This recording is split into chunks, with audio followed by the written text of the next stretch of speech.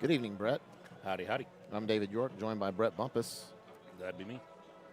and we are in Forney, Texas, at Beautiful Citibank stadium Stadium. Yeah, we were just here in May for girls softball playoffs and their series against Sulphur Springs. That Sulphur Springs won out in 3 games, so we were here for a couple of different times that week because we had some rain delays and then rain out and then makeup of a game and game 3 all on that Saturday. So it was I think we were here Thursday, Friday, and Saturday of that week. So good times, but a beautiful complex, beautiful athletic facility for football, baseball, and softball right here together on the backside of Forney High School. And they have a very nice press box. We're on the 3rd story of the press box with the traditional film crews. If you're tuning in right now and you have not read anything on Facebook, we are only authorized to do a audio broadcast of the game. We will not be bringing you video of the game. We will have video of me and Brett talking about the game, but predominantly you will see the screen that's on the screen now, plus our other slides that we'll show that include this. We'll have the slide up there that shows the score and the game, amount of time left and quarter and that kind of thing, and we'll talk to you about down and distance, and we'll call the game like it's a radio broadcast. Now, that being said, if you do want to see video of the game, it is out there. If you go to www.nfhsnetwork.com, you can find the video feed through NFHS. It'll be the Carthage broadcast. So one option you have is you could be watching the feed on Carthage, and you can have the volume up from us on a different device to hear us on Facebook or YouTube and hear your normal voices you've been used to calling the games all year. NFHS takes over exclusive rights for playoff games, and so we never know until the week of the game if we're going to be approved to broadcast the game. And so NFHS gave the rights to Carthage many weeks ago for exclusivity for NFHS on their network. So that is the reason why we're not broadcasting video feed of the game. I was told it was back in October when they got approved. Correct. For it. Yeah. So we will be telling you about the game. If you're wondering about the cost for NFHS, it is a $13.99 per month subscription, and it gets you all of Texas athletics for any school. They're like that'll have varsity games, JV games, freshman games. If they have an NFHS feed at the stadium or gym or baseball field or softball field where that game is being played, then you'll be able to tune in and watch said activity at those stadiums as part of your monthly subscription. You can subscribe for tonight for the $13.99 per month subscription, and you could cancel at any time. So you do not have to subscribe for a certain amount of period of time. You're not locked in for a year or 12 months. There is a cheaper rate if you decide to go ahead and do the 12 months. It's a little bit cheaper per month. $65 if you do it for the year. Yeah. So save a little bit of money if you decide to do that, but it's totally up to you. But we will be here talking about the game, giving you updates. We will have our normal score box that you are used to seeing if you see us here. Hi, Brett. Howdy, howdy. But can I make a suggestion about as far as the NFHS network? Yeah, it may seem like like $13, $14 seems like a lot of money to watch a single game, but if you were planning to come to the game, it's $8 a person to get in. Yep. Plus the fuel to get here, plus the fuel to get back. So it's basically a wash. If you want to watch the game, like David said, you will have the official Carthage broadcast. But if you want to list that. If not, turn it down, listen to us. And we will have this little handy-dandy box at the top to tell you the score as well as the amount of time left in the game or the quarter. Right now we have 14 minutes left in pregame before we get kicked off here with all the pregame festivities with National Anthem here momentarily. So wanted to get on air and let everybody know what's going on. That's the plan. We will still be here all evening, letting you know the score and letting you know what's happening and the breakdown of the game. But due to the contractual rights that UIL has given to NFHS, we cannot show video content of the playing field at all. So that includes cheerleaders because they're all the way across the field. We're on the visitor side. That includes the band. We're not the it's not one of those things where we can just try to do it and get away with it. The ramifications are not worth it. So Right, and it's not. I promise you, it wasn't from lack of effort either. no, Between we went through every protocol we possibly could. Emails, phone calls, text messages directly with the UIL director. We've gone through everything right up until yesterday afternoon, and we finally just said this is what this is our best option. This is our best option. Yeah. So. Some of you would rather see me and Brett's beautiful faces than you would the game anyways, especially Josh Bowen. So, but we will have this graphic up there as well as some of the graphics for our sponsors. So Facebook's buffering right now.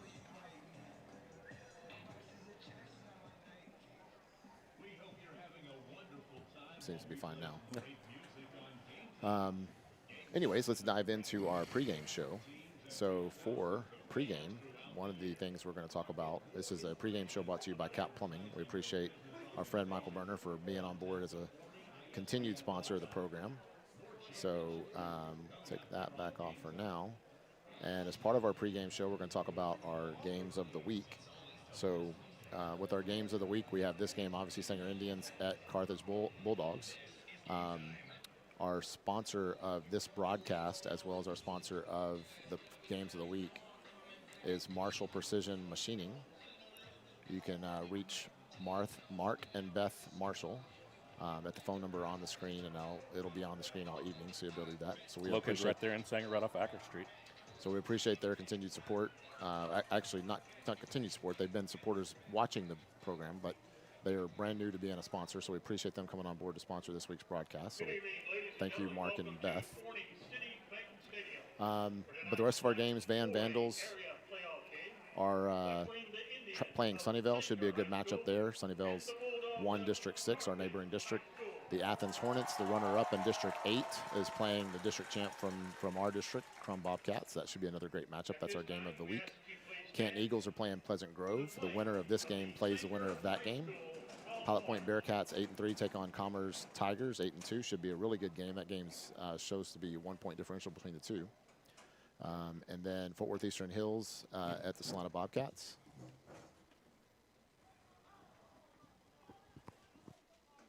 Anthem? I thought it was a school song. Oh, maybe it did.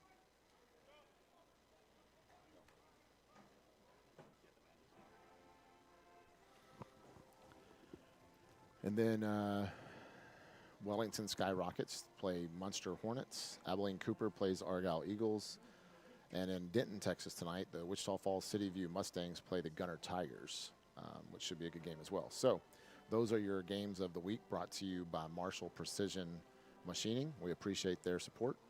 And then as we get more into this game, let me go grab one more thing here.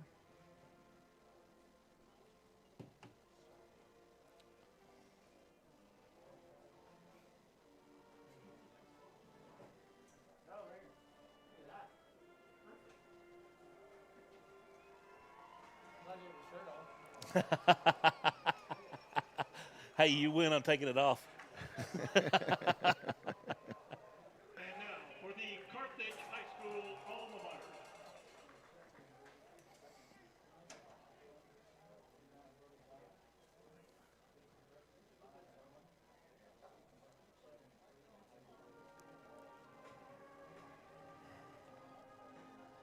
So if you haven't heard by now, we are playing the #1 team in the state. Carthage Bulldogs are 11-0, 5-0 in district, defending state champs for 4A Division II. They are in that for a reason. They are perennially a very, very solid team, and we just want to come in here and show them why Sanger has been so good this year. And I think the Indians have the ability to do that. What do you think, Brett? Oh, yeah, absolutely. That's what I was just talking. We went down on the field. I was talking to some of the guys. I talked to some of the kids also, you know, whenever they're pulling away from the school. I mean, these kids got to believe in themselves. The entire community believes in them. I agree. And that's what the players have got to understand. That, you know, who cares? It's the #1 team in the state. It's just a number. There's only 11 kids on the field for each team. And when Sanger plays their very best, it's going to be hard to beat them. Yep. And when they show up tonight, I mean, we're going to walk out here with a victory, and I truly believe that. Yep. And you know the history of of Carthage, and you were talking about their coach. Yep. There's a famous stat. Go ahead and tell them that stat. Yeah, he has more state championship victories than he has playoff losses. Which is insane. In 17 years since 2008, he's won 10 state titles and only had 7 eliminations from the playoffs. So that's pretty unheard of territory. Mm-hmm. They are the standard in 4A Division II, and that's what Sanger wants to get to. And to get to that level, we have to go out and beat teams that are that caliber. Yeah, and everybody in Sanger knows that we can do it. That the entire state has Sanger pinned up against the wall. If you look at all the predictions and stuff like that, understandably so, because it is a defending state champion, still the #1 team in the state, multiple state champions in history, but they haven't seen Sanger yet. Nope. They've seen them on film. We saw their pregame show just a little while ago. Their coach's show, yeah. Their coach's show, and it was it was very well put together. They had a lot of good things to say about Sanger. But they know we're coming for them. Yep. And that's the bottom line. And as long as these kids execute and put their best effort forth, we're going to tell right now we may shock the world tonight. I think it's got the opportunity to shape up to be a very, very close game.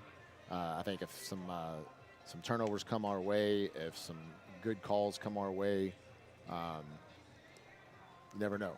You know what I mean? Sometimes it's a game of inches, and tonight it very well could be. We can't make any mistakes to get ourselves behind the chains.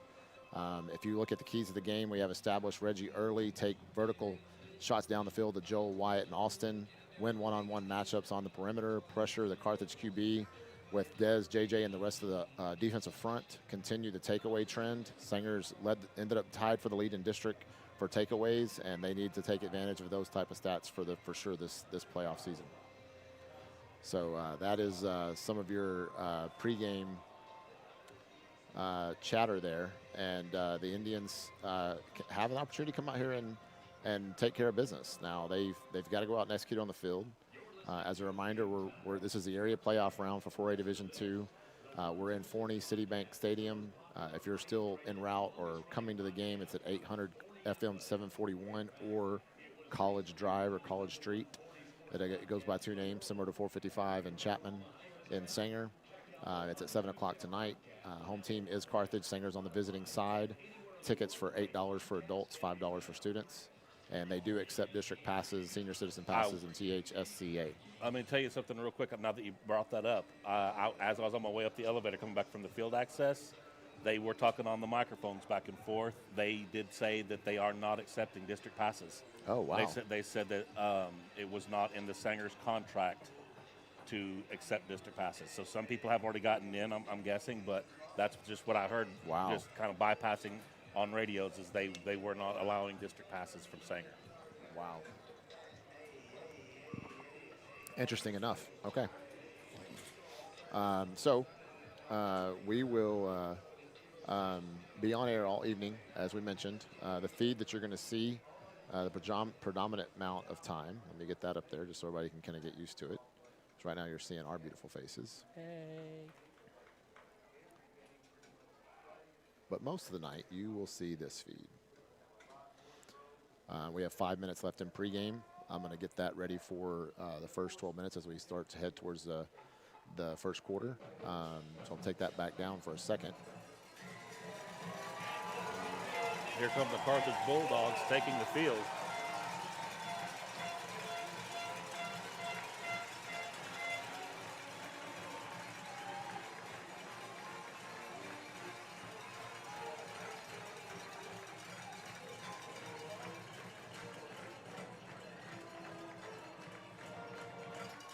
Carthage wearing their red tops, white pants, white helmets. And here come your Sanger Indians. Sanger with their purple helmets, white tops, white pants. Fired up, ready to go as we get ready to kick off. We're about 4 minutes and 20 seconds away from kickoff.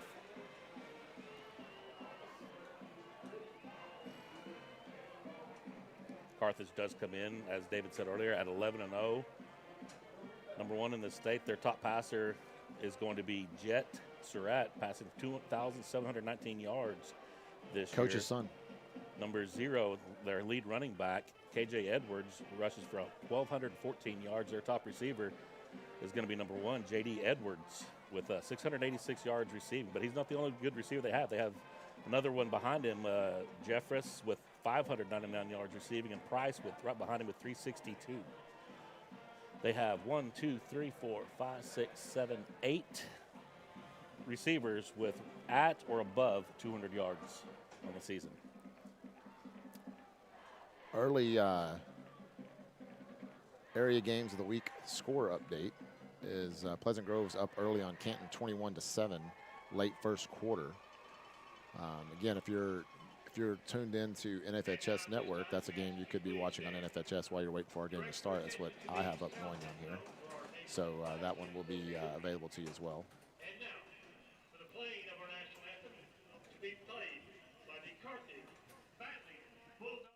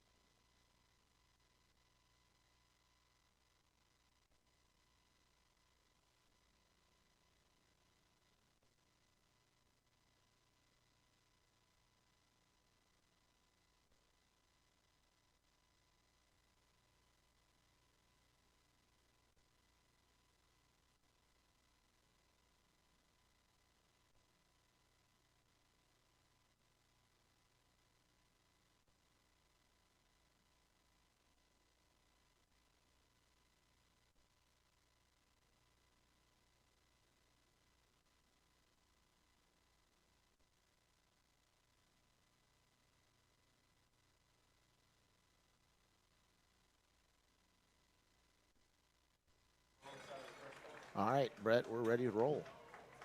I had the volume turned down there. I apologize. Y'all missed the national anthem.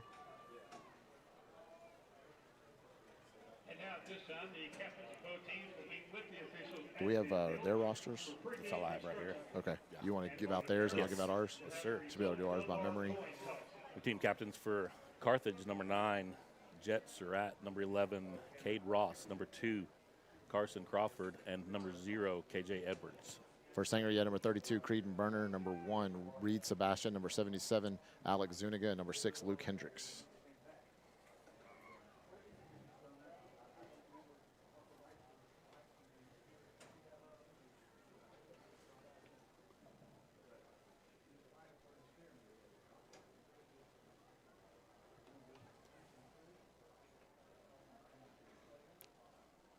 Yes, there's an audio feed on YouTube as well. On our YouTube page as well as our Facebook page. It's just going to be audio tonight. We're not able to stream video. So all you're going to see is the ad and hear our voices.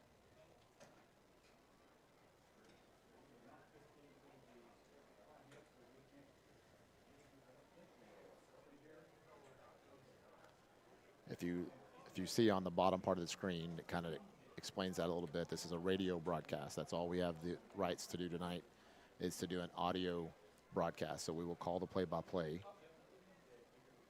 as like we would on radio. Carthage wins the toss and has elected to receive. So Sanger traditionally always tries to take the ball first. And had we won the toss, we'd have taken the ball. But it looks like their coach has that same theory in mind. And they win the toss and they'll start off with the ball first.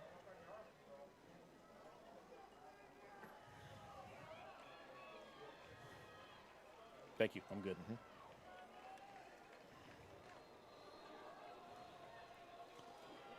Something you don't see very often. Yeah, I like to pretty see it though. You can't, obviously, y'all can't see it unless you're watching the NFHS feed. The officials got in their own little huddle at midfield, said a quick prayer, and we're ready for kickoff.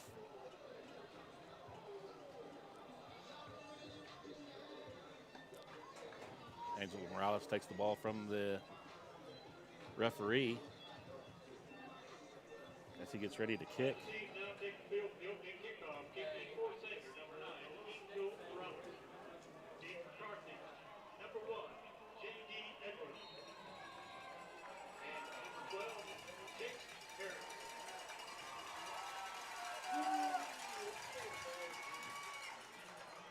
Attempted an onside kick.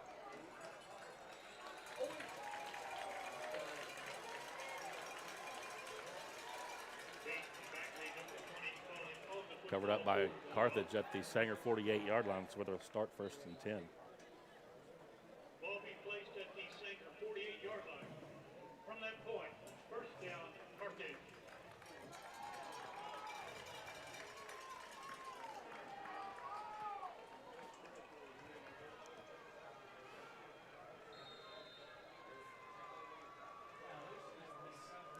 First and 10, Carthage at the 48-yard line of the Indians.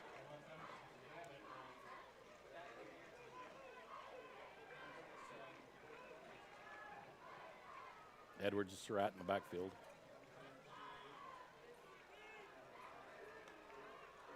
Back to pass, out into the left flat. Number 7 with the completion.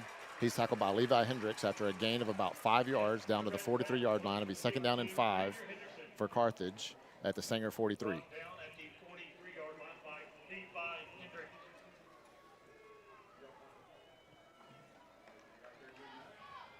In the 5 yards, brings up 2nd down, 5. Carthage is moving from our left to our right. Indians in all white. Carthage with white pants and red jerseys. Hand off number 0 out to the left-hand side. He's going to get enough for the first down. Gets about a gain of 7 down to the 36-yard line of the Indians. At the 36-yard line. And the yardage good for the Carthage first down.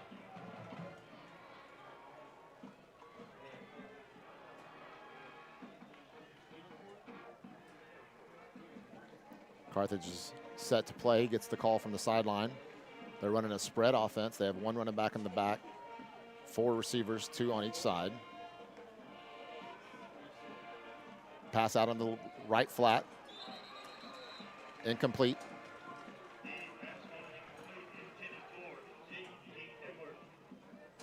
Be 2nd down and 10.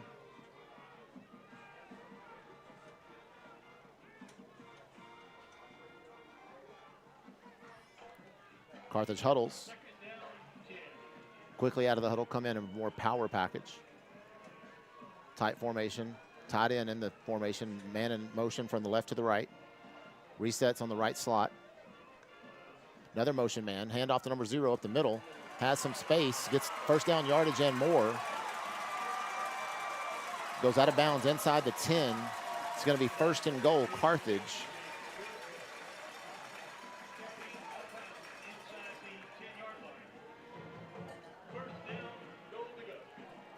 First and goal at the 10.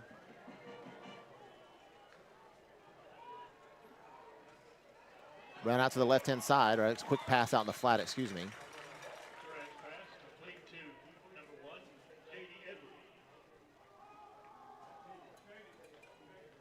Cale Barr in on the stop for the Indians. Cale Barr on the tackle there at the 3-yard line. It'll be 2nd down and goal at the 3 for Carthage. Clock goes below 10.5 minutes to play here in the 1st quarter. Carthage has very tight formation. They've been in the spread pretty much all game, and now they come in tight. Send a man in motion to the right, run up the middle, number 0, and he's in for no problem for the score with 10:07 to play on the game clock as Carthage takes the early lead 6-0.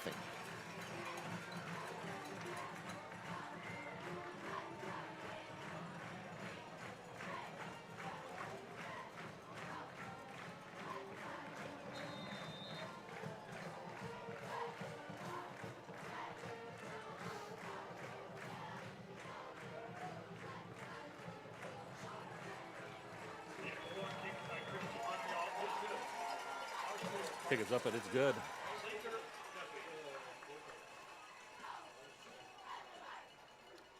Makes your score 7-0. So Carthage with the early lead.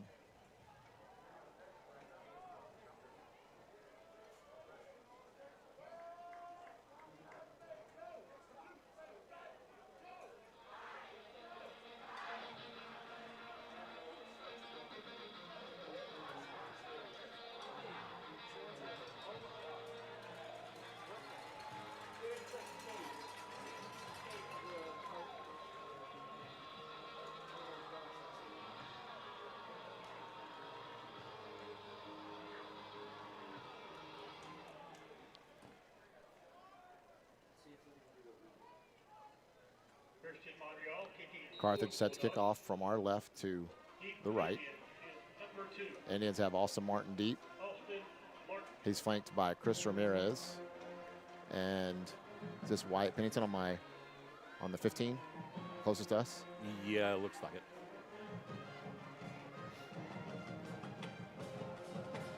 Carthage usually kicks it deep, as they do here. This will be fielded by Chris Ramirez at the 8-yard line. He gets outside the 20 and then gets upended.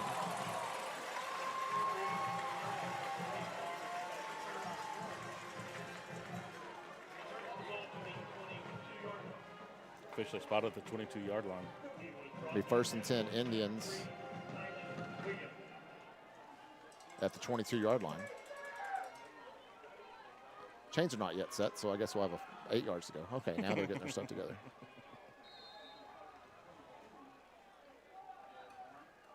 Reed Sebastian, flanked by Austin and Reggie. Reggie gets out to the right-hand side, breaks a couple of tackles, gets down right around the line to gain.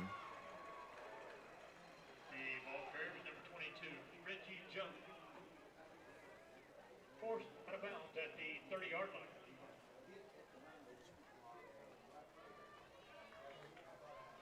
Gain of 8 yards. We'll bring up 2nd and 2 for the Indians. Down 2.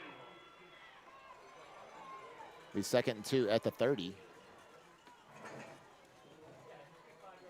Motion man is Wyatt Pennington. Pass out on the left flat to Levi Hendricks. He's tackled immediately by a gang of Bulldogs. It's going to be a 3rd down and 4. Or excuse me, 3. Indians need to get to the 32-yard line to get a first. Less than 9.5 minutes to play in the first quarter. Indians lead early, trail early, 7-0. Carthage had a lot of motion there and jumped, but didn't seem to get across the line. Joel Rodriguez battles right around the line to gain. The back is complete to number 4, Joel Rodriguez. Trey again, Chase Harris keeping up. Looks like he's spotted right at the line to gain. I don't know what the official They're giving signal. it a 1st down. Okay. Singer.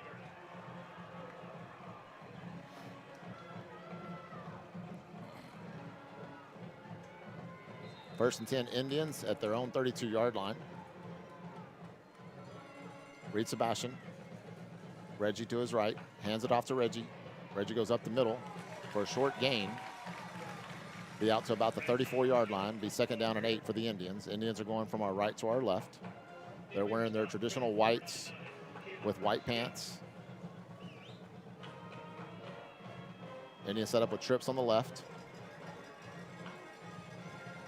Hard count. Carthage stays on sides. Play call comes in from the sideline. Penalty flag flies in. And we have flag down before the snap.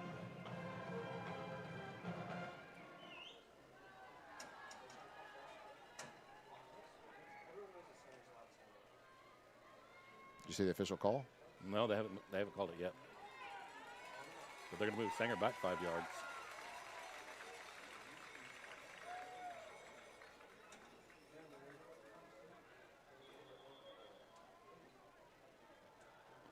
Coach Rogers is not happy about this call. He wants an explanation Looks from like the he's ref. going to call a timeout so he can get an explanation.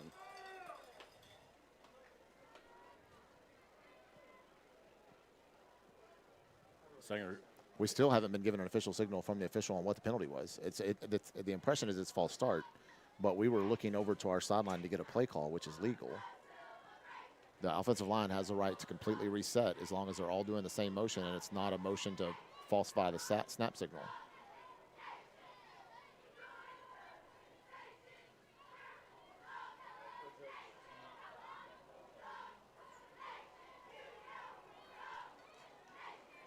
So that'd be the first timeout. Timeout brought to you by Hall Real Estate. We appreciate our friend Drew Hall for being on board for the 3rd season in a row. 8:33 to play here in the first quarter. Indians set up 2nd and long behind the change. 2nd and 13. Down 13.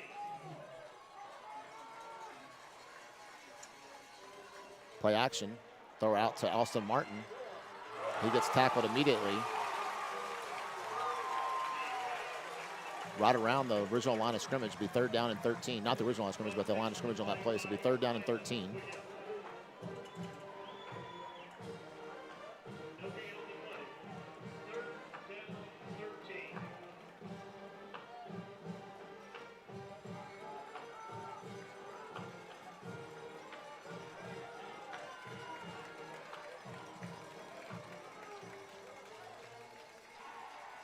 Reversed to Austin.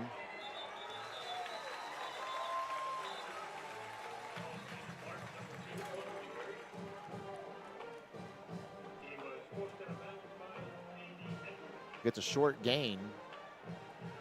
It's going to be marked at the 31 and a half. Yeah, 31 and a half yard line. It's going to be 4th down and just over 10 yards to go. Indians keeps the offense out there on the field. I think they're going to try to get them jump off sides here is what I'd assume. Now they shift, and Reed Sebastian goes out.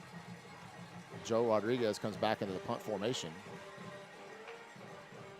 High snap, but Joel's able to handle it. Gets the punt downfield. Bounces inside the 40. We'll take a Sanger Indian bounce down to the 35, 34-yard line.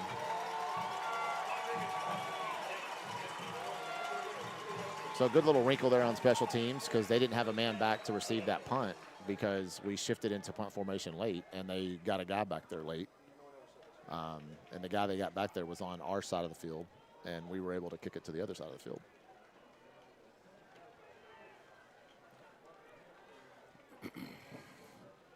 $7:35 to go in the game. Sanger defense back out on the field. As a reminder, guys, we are just an audio broadcast tonight. So, yeah, you're tuning in and just seeing pictures of our sponsors because we are only authorized to do audio-only broadcast this evening. So we appreciate you continuing to tune in. So that's all we can do. Catch into the left flat.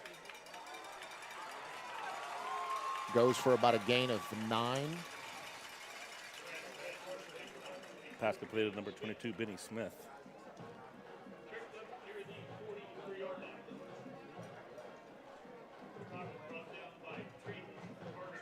If this helps everybody understand that we are a rodeo broadcast, then we can put the camera on us. Somebody suggested doing that.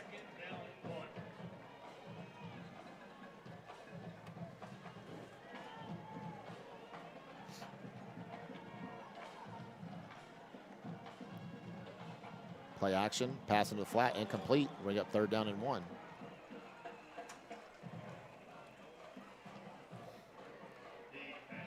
Pass was intended for number 7. He looked like he had it in his hand. He started to take off and run before he made the catch to bring up 3rd down, like you said. Yep.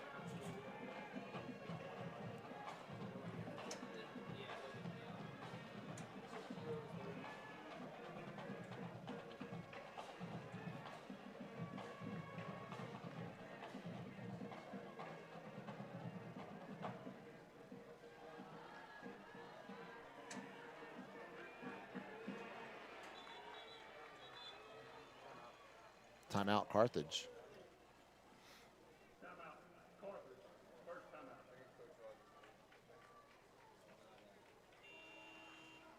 So that's your first timeout brought to you by Don Hall Construction. We appreciate our friend over at Don Hall Construction and Hall Real Estate, Drew Hall, for being on board for the 3rd year in a row. The opponent timeouts are brought to you by Don Hall Construction. Home timeouts, or the Sanger timeouts, will be brought to you by Hall Real Estate. So this is the Carthage first timeout of the game. For all your construction needs, you can go see Drew Hall. He's located at Pecan Street and northbound Service Road of I-35. He'd be glad to help you if you're thinking about remodeling, commercial or residential, or considering a new build from the ground up. He can help you with any of your building projects. He's locally owned and operated in Sanger, Texas, and willing to go to work for you.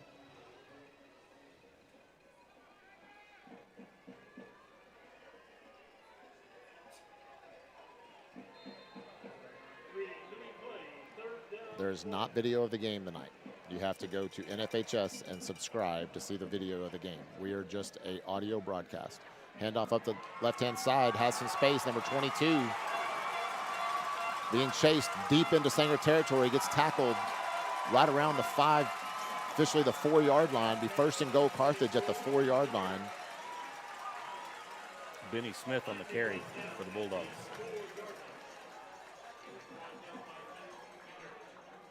First down. Goal to go, Bulldogs.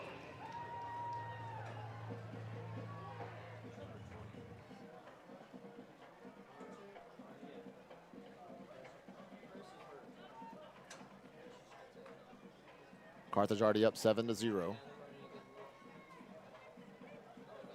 Threatening to score again. They can score quickly. They have a very stout offense. Open in the left-hand flat, just pretty much wide open. To number 7, it's gonna be a touchdown Carthage.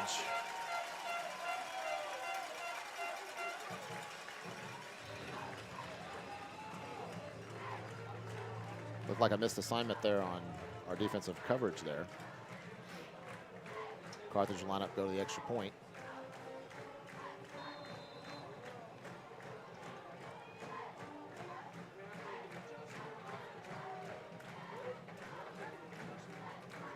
Snap is in, hold is good, kick is good, makes it 14-0. Carthage leads.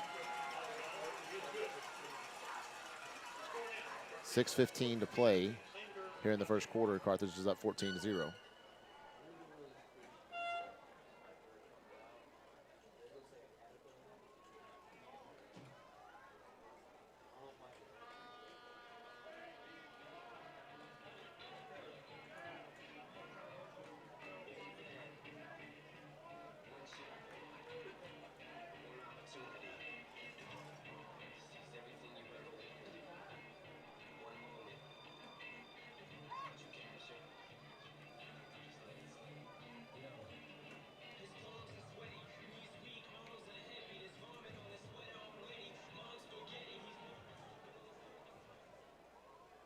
Christian Montreal kicking for the Bulldogs.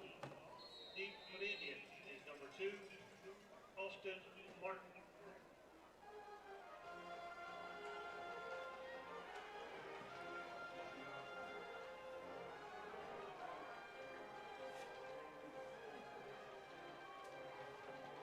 Kicks, pooch kick to the left-hand side, fielded by Jonas Autry. Actually not fielded by Jonas Autry. He fumbles it, but I think Joe Rodriguez is there to save the day, so to speak.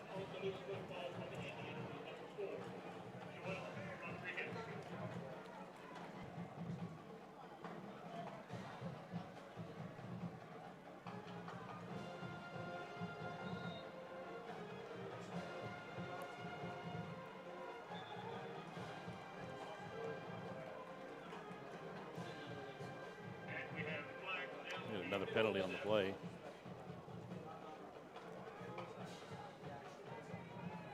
Sanger offense is already backing up. Look, it's going to be a false start on the offense. That's exactly what it is. Be a false start.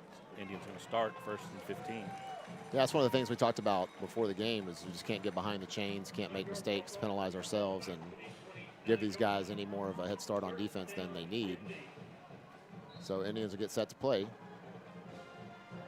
Bobble snap. Reed just falls on it in the backfield. So that'll make it second down and 21 as it's spotted at the 23-yard line. Looked like he just lost placement of where the ball was on the snap. It looked like he turned to hand it to Reggie, or at least play action it to Reggie before he technically had possession of the ball. Hand off to Reggie up the middle. Has a good run. Gets outside the 30-yard line back to around the 31-yard line. So it'll bring up third down and a little bit more manageable, third down and 12 to go as the Indians need to get to the 44-yard line for a first. I guess third would be technically third and 13.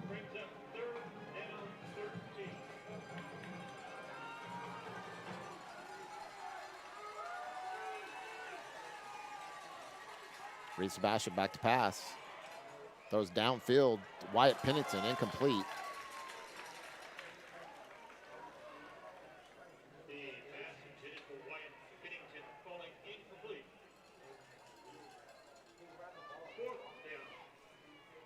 Set the Indians up for 4th down. Still need to get to the 44. Offense remains out on the field. See if they shift into their punt formation again. They do. They're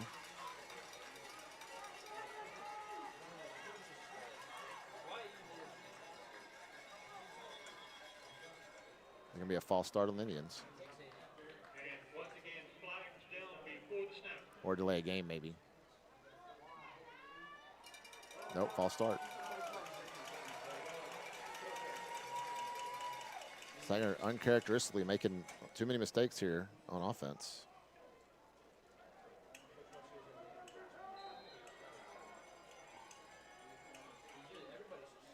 Joe back to punt. Punt's fielded at the 40. Has some space, gets some blocking up the right-hand side. Into Sanger territory, goes out of bounds around the 32-yard line. Officially the 33-yard line. There's a penalty flag on the play. We also have a flag down on the play.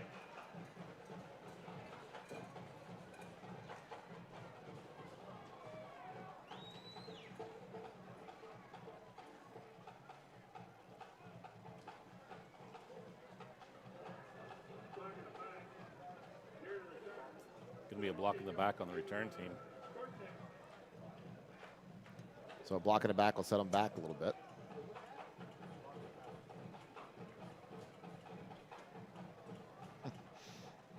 Bruce Elsey with the comment of the night. You guys have two faces for radio anyways. Well,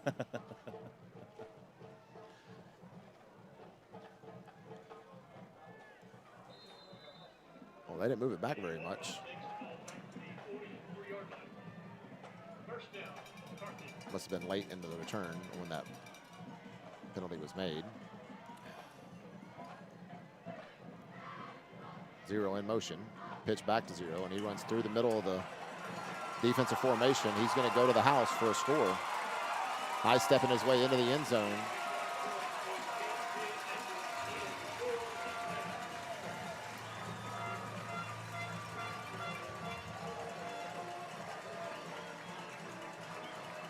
Could have been a penalty on that play. Celebrated before he got to the end zone, but they don't throw a flag.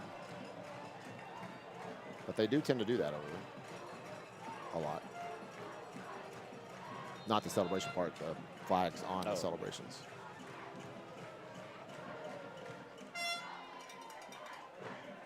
So extra point is up and good.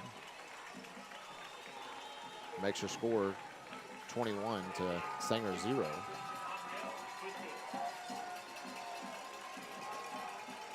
.447 to play in the game.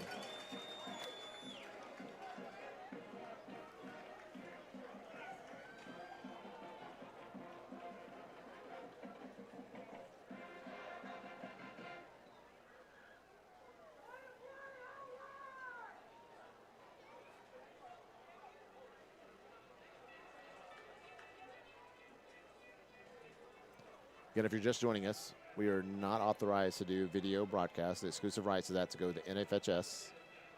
We have to get approval week by week, and we were not able to get approval for this week. They kept their exclusive rights for NFHS, and we have the rights to do audio. So we are bringing you an audio broadcast. That is just the rules as they are laid out. We do not make them. We just have to abide by them. So thank you for tuning in. We will keep you posted as to the score and how much time is left as we go, but that is the rules we know it. So when you tune in and you see our sponsor page, it's just simply because we want to thank our sponsors for their continued support. But we are not able to do video at all.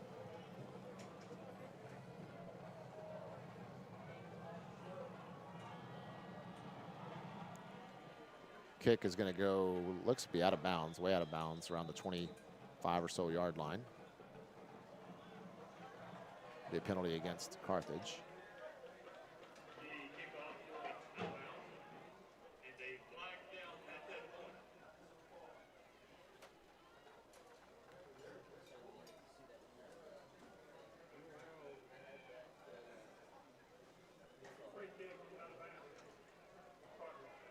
So they'll add 5 yards on top of that. That'll put Sanger with the ball at the 30-yard line. Indians offense still trying to get going. They've got 1 first down on the night. The other the first drive was the only one they got a first down. The other two drives, they've been behind the chains. Austin Martin in motion. Hand off to Austin. Gets right around the line of scrimmage and gets tackled down. Be second down and 10 at the 30. Singer's going from our right to our left. Here's the line of scrimmage by Carson Crawford. No gain on the play. Second down, 10.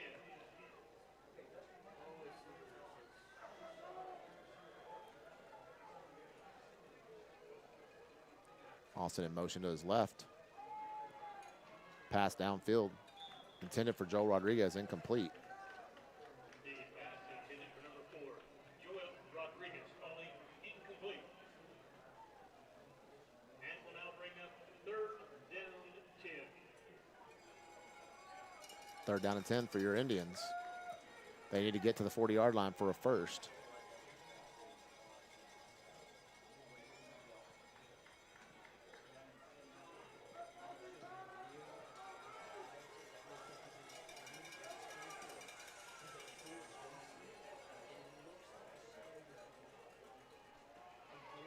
Reggie up the middle. His forward progress will get him out to around the 33-yard line. It'll be fourth down and 7. Ball carrier this time with number 22, Reggie Jones. In on the stop at the 33-yard line. Number 44, Hendrick Kendo.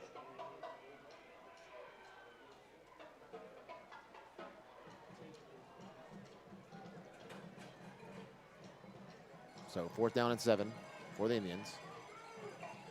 Wyatt Pennington shifts out to the right. They are going to snap it and go for it this time. Though downfield. Overthrown for Joe Rodriguez. Be incomplete. There's a tangle up right about the 50-yard line. Looked like his feet got tangled up with number 1. Number 1 hit the ground and kind of tripped Joel up also and kind of threw him off of his route. That's why the ball was so far overthrown. So it'll be first and 10 Carthage inside Singer territory. They'll take possession at the 33-yard line. Short field for them.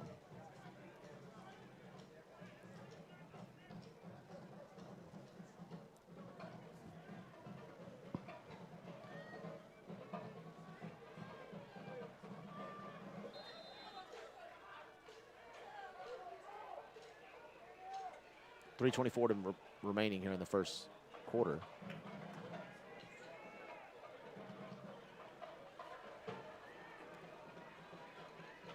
Carthage is set. Back to pass. Down the middle. Going to be caught. Be tackled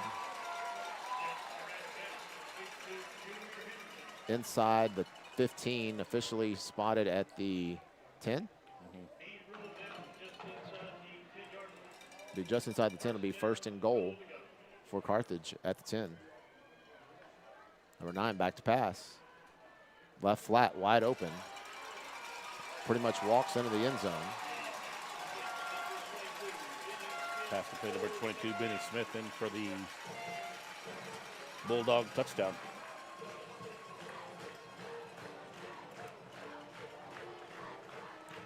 So make score 27-0 pending the extra point.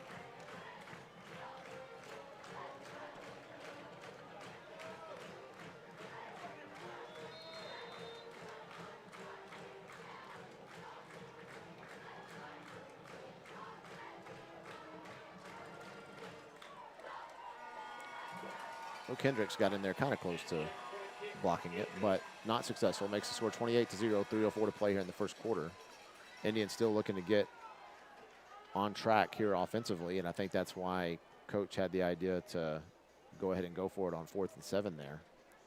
Inside your own territory, you're already down by 3 scores. You had to do something.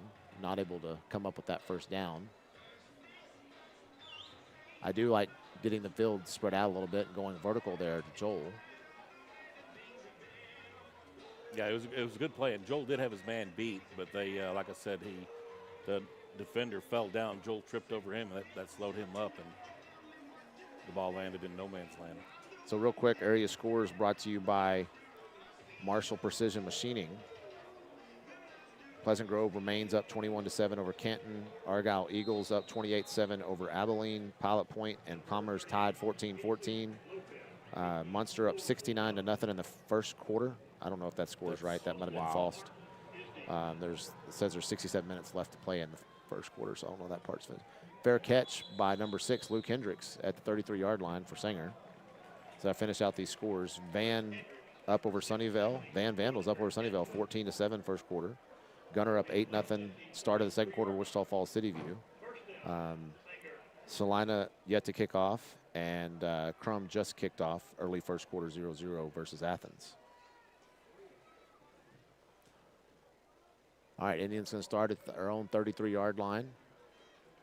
Their fourth possession. Ready to go.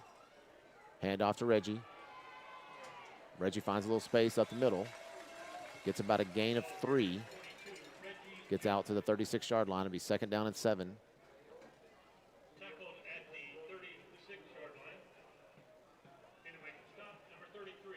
Game is far from over because this Indians offense is very explosive. We just have to figure out how to stop Carthage when we're on defense, and we got to get this offense going the way we've seen it go all season.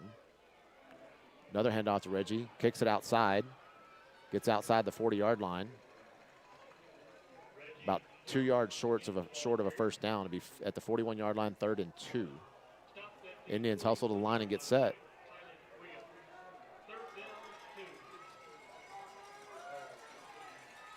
They get him the jump. Free play. Deep down. Oh, they're going to whistle this dead.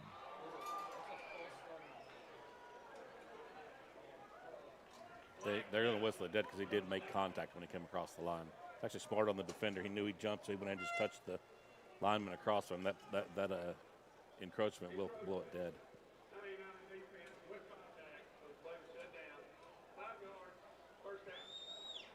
It's a good microphone on the official. When he does explain the play, we're able to hear it fine. So that'll set up the Indians 1st and 10 at their own 46-yard line. Approaching midfield. Second first down for the game for the Indians.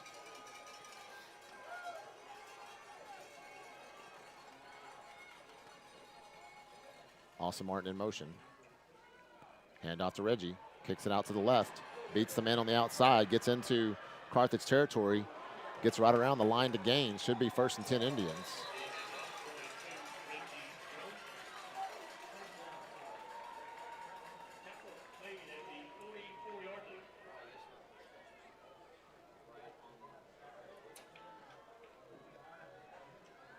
So 1st and 10 Indians at the 44-yard line of Carthage. Good run by Reggie.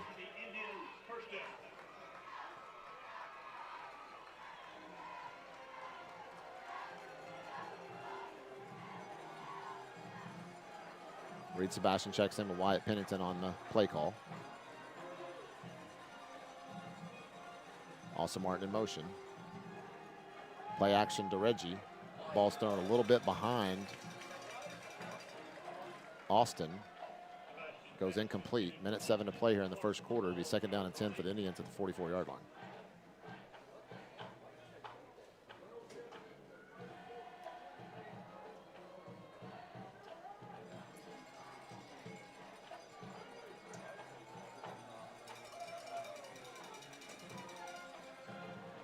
Hand off to Reggie.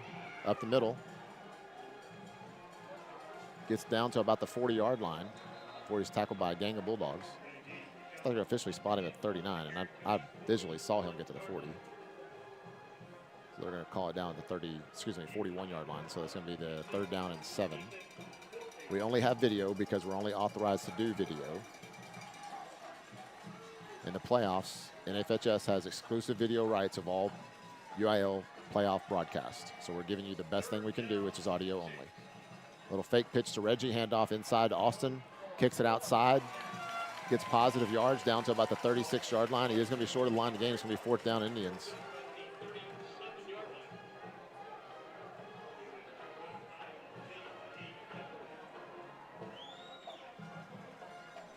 That's going to take us to the end of the first quarter. So the Indians will come back with 4th down and 3, going the other direction. That is the end of our first quarter of play. Our score, Carthage 28, Sanger nothing.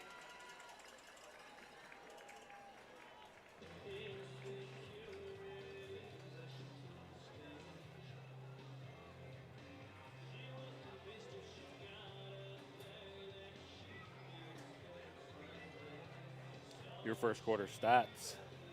Brought to you by Cat Plumbing. KJ Edwards with Carthage, 4 rushes for 79 yards and 2 touchdowns. Benny Smith, 1 rush for 53 yards. Jet Surratt, 6 completions out of 8 attempts for 58 yards and 2 touchdowns.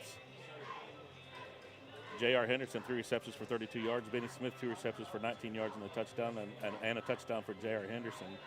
And J.D. Edwards, 1 reception for 7 yards. On the Sanger side of the ball, Reggie Jones, 8 rushes for 43 yards. Austin Martin, 3 rushes for 6 yards. Reed Sebastian, 3 for 7 with 2 yards passing. And Joel Rodriguez with 1 reception for 3 yards. All right, Indians set to go on 4th down and 3. They have trips receivers out to the right. Pennington, Rodriguez, and Austin Martin. Quick snap, rolls to his right, downfield, collected by Joel Rodriguez for 1st down yardage and more. He gets inside the 30, be officially spotted at the 28-yard line. Be 1st and 10 for the Indians at the 28-yard line.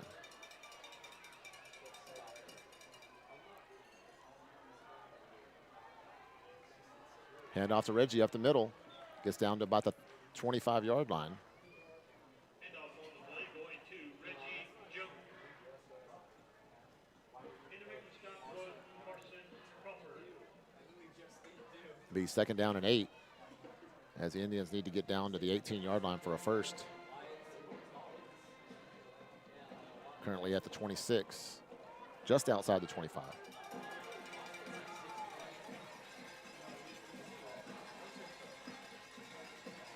Hand off to Reggie. Makes the first man in the backfield miss. I think the ball might have came out. Reggie Jones, number 22, once again with Maybe not. No gain on the play. Maybe a loss of 1. Be 3rd down and 9.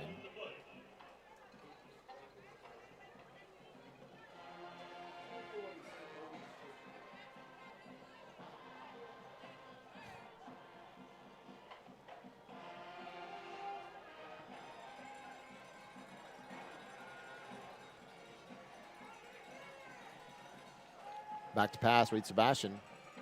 Those deep down the middle. In the hands of Wyatt Pennington, incomplete. I would tell you that Wyatt normally comes down with that pass, and I think he would even tell you he should have caught it. 99 out of 100.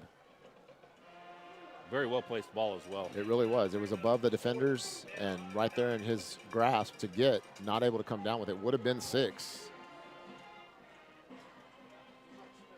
That'll bring up 4th down. No choice here but to go for it. A little bit too long for a field goal attempt, and you're too close to the end zone to punt. Back to pass. Deep down the middle. Goes for Joel Rodriguez. Did he come down with that? Oh, incomplete. Late call by the ref, but the ball was in there. He was triple covered, but still a good throw in there to potentially be caught, but not able to go our way. He did look like he did grab it and then come down, but you've still got to Maybe didn't maintain maintain possession possession to the as soon as you ground. hit the ground. You know, they always say the ground can't cause the fumble, but it can cause an incomplete pass. It can. So that'll set up Carthage at their own 27-yard line. That's their worst starting field position of the night, I believe. It is. Again, if you're just joining us, we are audio only. We don't have rights for video broadcasting in the playoffs. We have to get approval from NFHS each week, and we were not able to get approval this week. So we have audio only rights. You can see the game on NFHS if you want to subscribe. Run out to the right-hand side. He's tackled by a gang of Indians after about a gain of 2 yards. Number 12, Jace Harris. Tackle one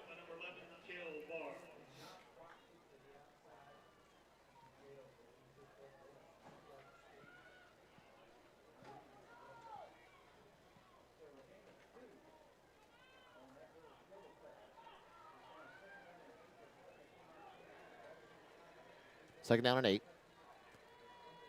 Carthage signals a play to their offense.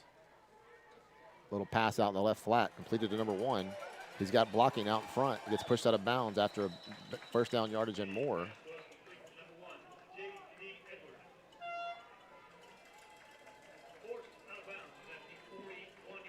Be marked officially at the 42-yard line of Carthage. Be first and 10. Carthage at the 42.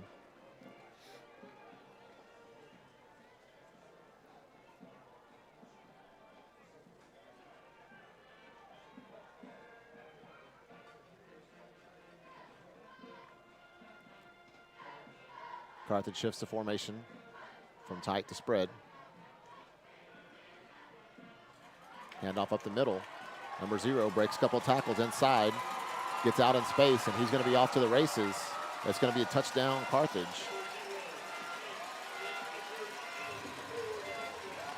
$9:25 to play here in the quarter, or sorry, in the first half.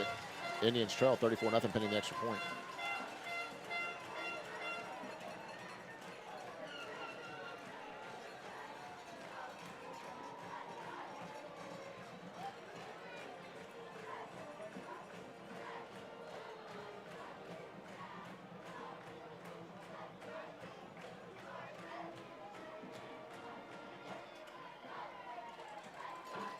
Snap, hold, kick, good. Makes a score, 35-0. With 9:25 to play here in the first half. Carthage showing exactly why they are 10-time state champs. Going back to 2008, they've won 10 of the last 17 titles. Not all of those in 4A Division II. They were 3A when they started out in their winning ways and moved up to 4A Division II. And kept winning. Yep. Their enrollment getting larger did not impact their ability to continue to breed success and continue to win. Surratt, the head coach there during that entire time. His son is also the starting quarterback. Senior? Yes. So there is speculation on if Surratt will stay after his son graduates. Both their quarterback and running back have multiple Division I offers. Both of them are already committed. Yep. I believe the running back number 0 is going to OU, I believe. A&M, I think. A&M, okay. Another Maroon school. Yeah.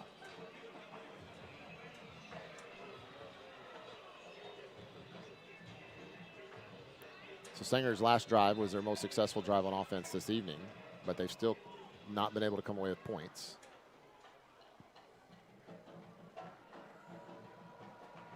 Does seem that Sanger's playing with a little bit of nerves. Fair caught by Jonas Autry at around the 30-yard line. Should be spotted 31.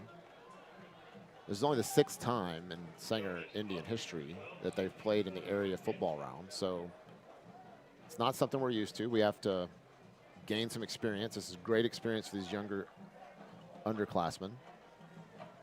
First time we won a playoff game since 2015 when we won last Friday. And again, only the 6th playoff win in Sanger history. Indians set to go at 31-yard line. Handoff to Reggie. Tries to kick it out left. Gets tackled behind the line of scrimmage. We officially spotted for a loss of 5 back to the 26-yard line. Be 2nd down and 15 for the Indians. Normally have great blocking out there on the left-hand side of the line, but the blocking has not been there tonight. Not as consistent as we've seen this season.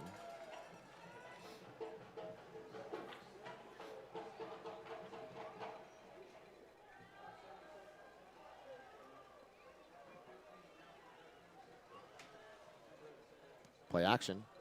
Pass completed to Levi Hendricks in the left flat. Gets back to the original. Oh, wow, what a spot. Yeah, forward progress was past the 30. 100%. And now this ref on our side, the near side, is going to move him over a little bit. There you go, up to the 31. There, that's more like it. He was starting to spot it where he was tackled down, and that was not the spot to be given. His forward progress was at the original line of scrimmage, which makes it 3rd down and 10. Roll right for Reed. Pass downfield to Joel. He cuts back, gets upfield, should have enough for first down yardage. This time is complete to Joel Rodriguez. And picking up the yardage for the Indians, first down.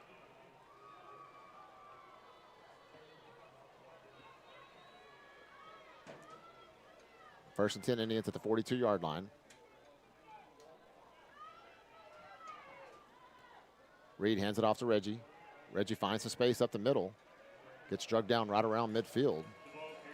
Should be second down and 2. Be officially spotted at midfield. Second down and 2 for the Indians. Less than 8 minutes to play here in the first half. 8 of 8 yards. Second down 2.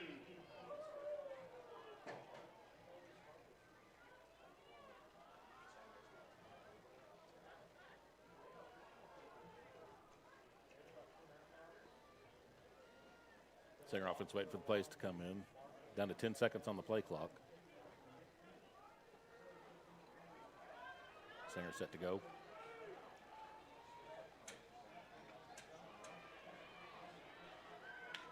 Handoff does go to Reggie Jones. Wyatt Pennington continuing to block really, really well as he's done all season. Reggie Jones, number 22, on the return to the 40-yard line. Once again, the yardage good for the Sanger first down. Another Sanger Indian first down all the way down to the 40-yard line.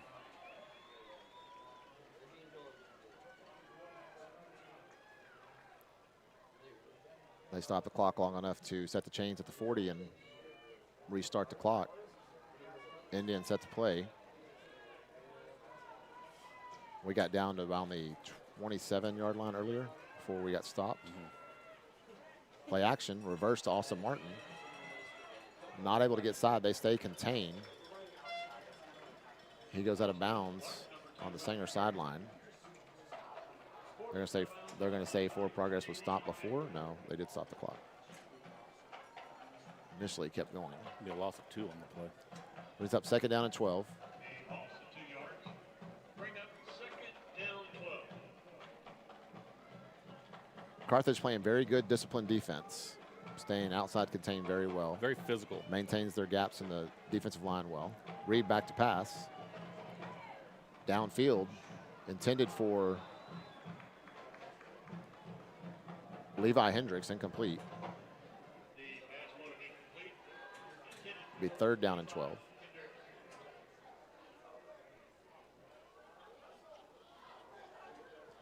will now bring up third down 12.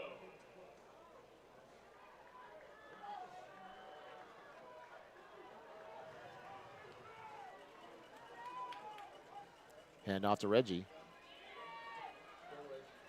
We seen Reggie do great things on third down and long in the recent time. He gets it inside the 40 down to the 38-yard line. It'll be fourth down and 8 for the Sanger offense. And you expect them to go for it again here. They're down 35-0. Got to get some points on the board. Trips to the left.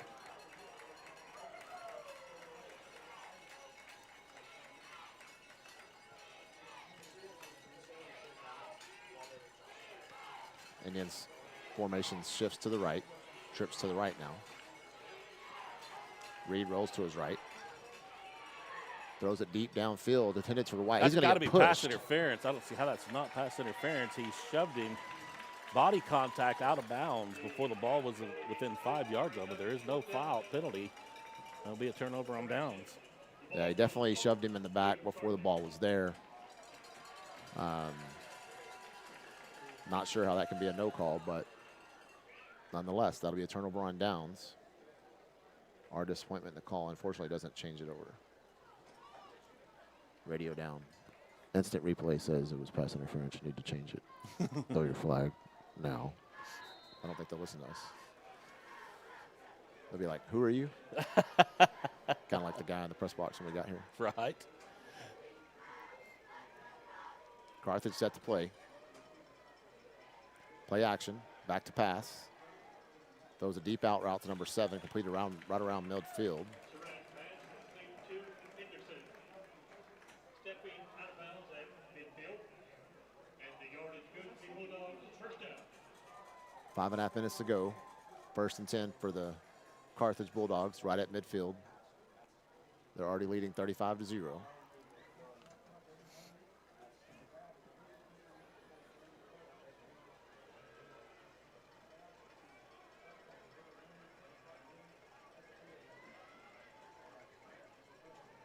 Play action.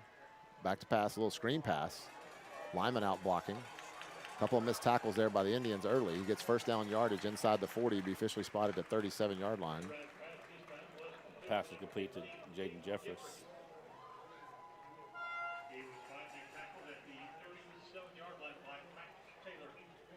First down, Carthage.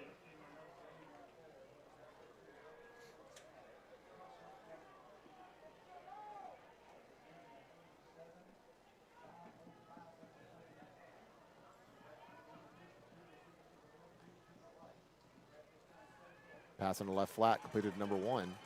He goes out of bounds around the 32-yard line. The pass this time is complete to J.D. Edwards on the reception. Forced out of bounds at the 32-yard line by Matt Taylor. Be second down and 5. Gain of 5 yards brings up second down 5.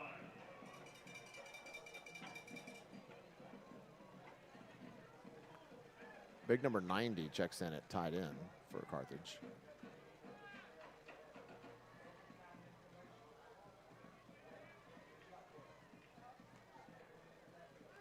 Throw quickly out into the right flat to number 7. Tackled almost immediately. Jets red pass complete to Junior Henderson. That Jace on the tackle. By number 7, Jace Jackson. Be third down and 1 for Carthage. Third As we down. approach the 4.5-minute mark to go in the first half.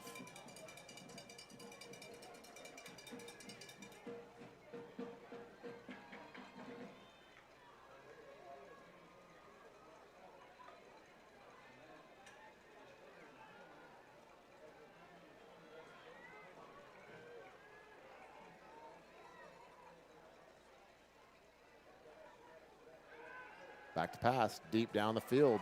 Nobody covering. in coverage. It's got to be a missed assignment, miscommunication on the defense side. 4:04 to play in the first half. Carthage leads 41-0.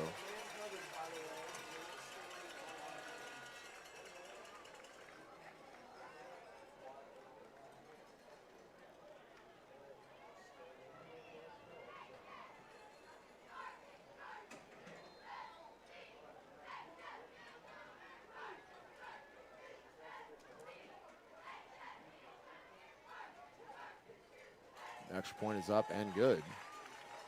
Oh, excuse me, no good. Keeps your score 41-0.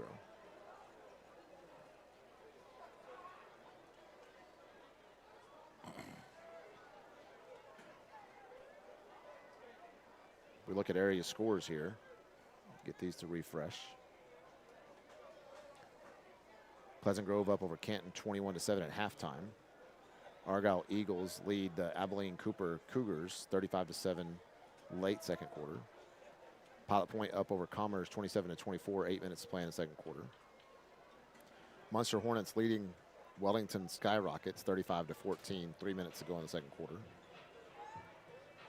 Sunnyvale now winning versus Van Vandals 21-14. They were trailing 14-7 earlier. They've scored 14 straight points. That one's late second quarter. Wichita Falls City View trailing Gunner 16-7. Solana Bobcats up over Eastern Hills of Fort Worth 13-0. Athens leading Crum started the second quarter 7-6 in a close game. Jesus Lopez kicking for the Bulldogs. Austin Martin is deep. Little pooch kick be fielded by Jonas Autry. Jonas Autry, number 12, falling on the football for the Indians. Be spotted officially at the 39 or 40-yard line. I don't see the official spot yet. Looks like it's going to be the 40-yard line. Set Indians up for a 1st and 10 at their own 40. Still looking for their first points of the night.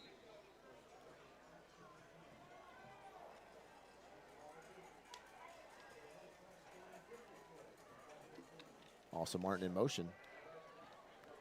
Hand off to Reggie. Kicks it out left-hand side, gets some space, gets past midfield and more. One of his best runs of the night as he approaches the 45-yard line of Carthage for first down. Picking up the yardage for the Indians, first down. 1st and 10 Indians officially spotted at the 46-yard line.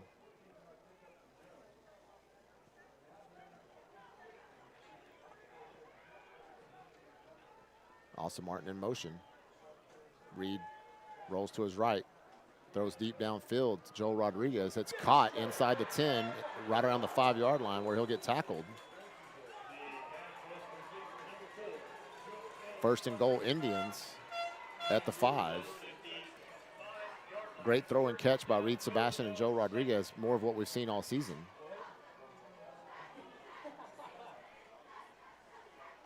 Joel tackled pretty hard there. Mountain package now in as Austin's at quarterback. Reed Sebastian split out left to the receiver. Austin takes a direct snap, runs to the right. He gets in for the Sanger Indian touchdown.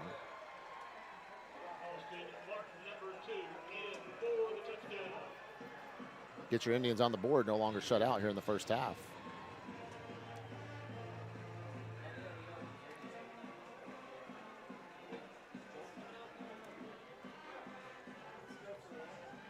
Angel Morales in to try the extra point. Levi Hendricks to do the holding. Creedon Burner to do the snap. Snap, hold, kick, all good. Makes the score 41-7. 3:21 to go before halftime. Much better drive, much more what we're used to seeing right there on that drive. Really quick score. We had the 15-yard run, 14-yard run by Reggie.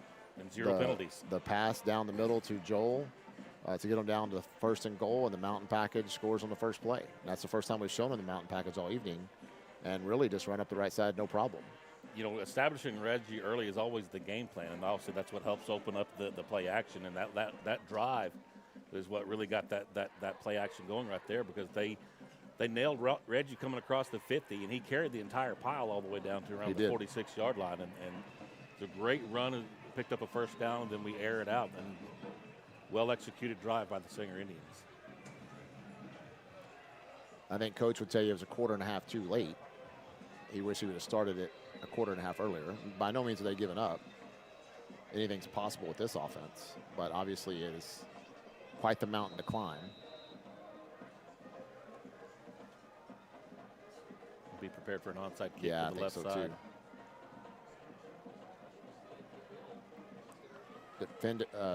Onside kick is fielded and returned to about the Sanger, trying to see the 45-yard line, looking for the official spot. Stepping out of bounds at the 44-yard line. Correction ball being played. 46-yard line? 46-yard line, yep. 3:17 to play in the first half. Be Carthage ball in Sanger territory. We don't even know the Carthage punter's name at this point. He's yet to see the field. I don't even know if he has his cleats on.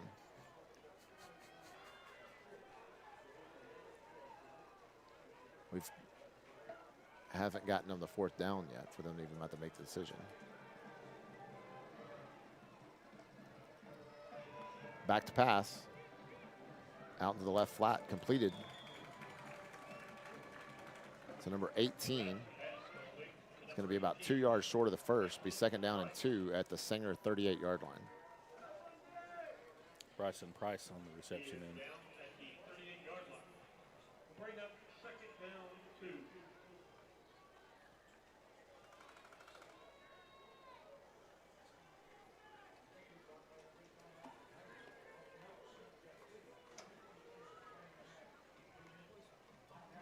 Handoff to number 24. He's tripped up immediately.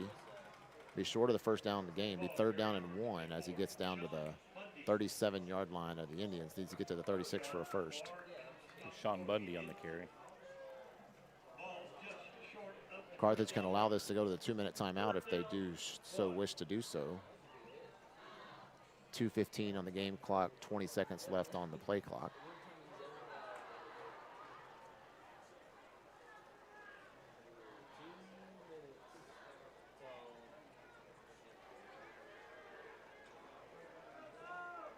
Should be the 2-minute timeout right there. Yep.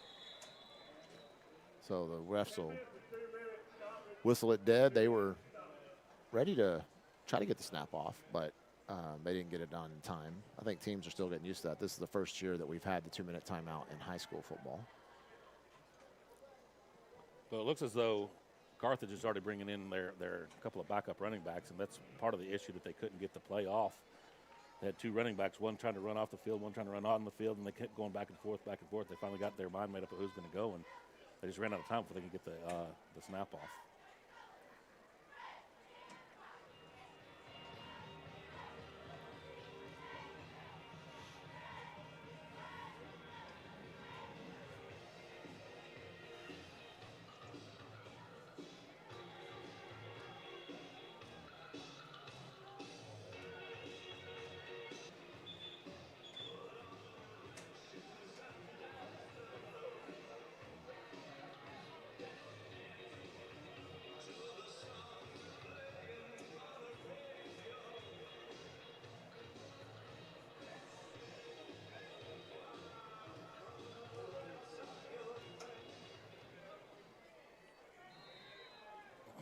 Resuming play, 3rd down 1. 31 for Carthage.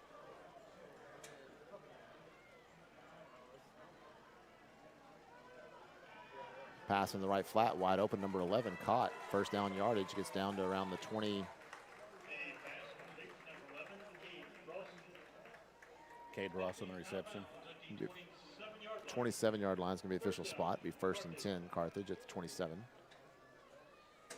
Indians defense still trying to find some traction on how to best stop this Carthage offense.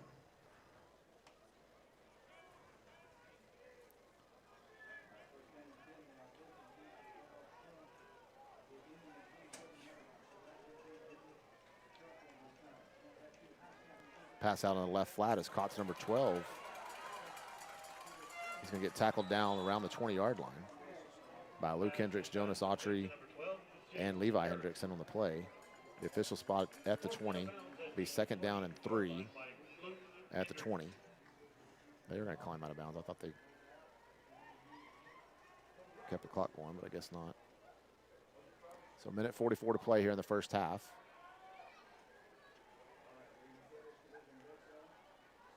Pass out in the left flat again to number 12. Caught, 1st down yardage and more, breaks a couple tackles, gets into the end zone for the touchdown. 1:37 to play, and Carthage on the board again.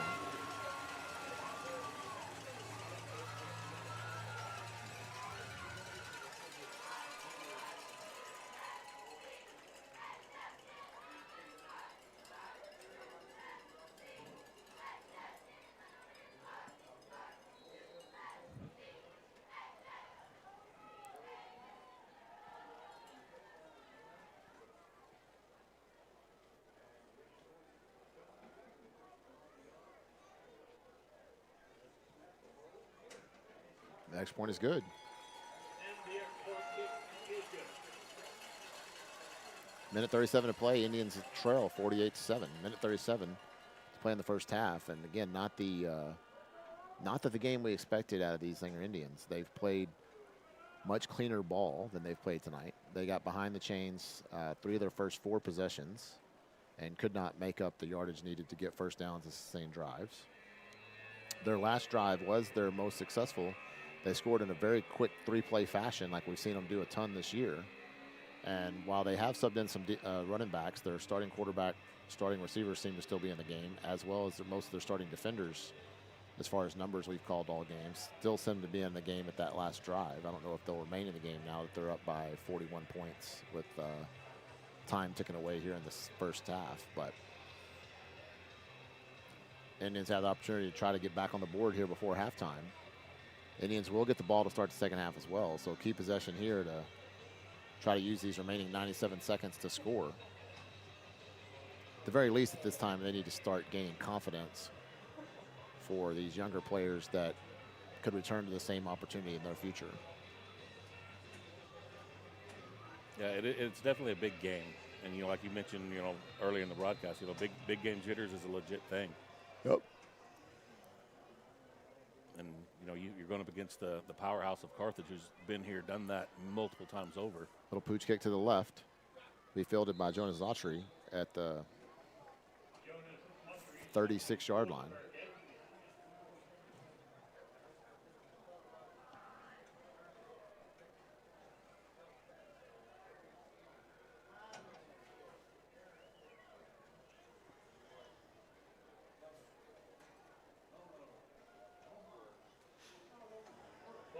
36-yard line. First down, Sanger. Pass to Wyatt Pennington, caught. Gets first down yardage. Gets out to about the 47-yard line. It'll be first down Indians. Game clock didn't start at all in the stadium. Now it does.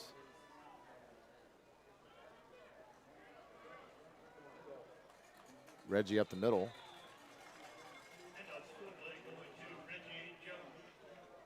Gets a couple yards.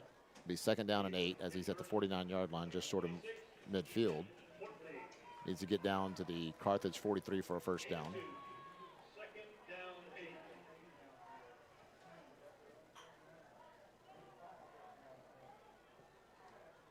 Austin Martin in motion. Hand off to Reggie. Kicks it out right, has space. He's off to the races. Inside the 20, inside the 10. Sanger Indian touchdown with 49 seconds to play in the half. And that's some of the stuff we've seen from Reggie Jones over this season and really his career, is if you give him a small hole, and there wasn't much hole, much of a hole there at all. He created one himself. He actually had initial contact right at the line of scrimmage and just squeezed his way through. Got to the second level, broke a couple more tackles, and then kicked it outside of the numbers and ran downfield. And as we've seen, he's very tough to catch once you get him out in space.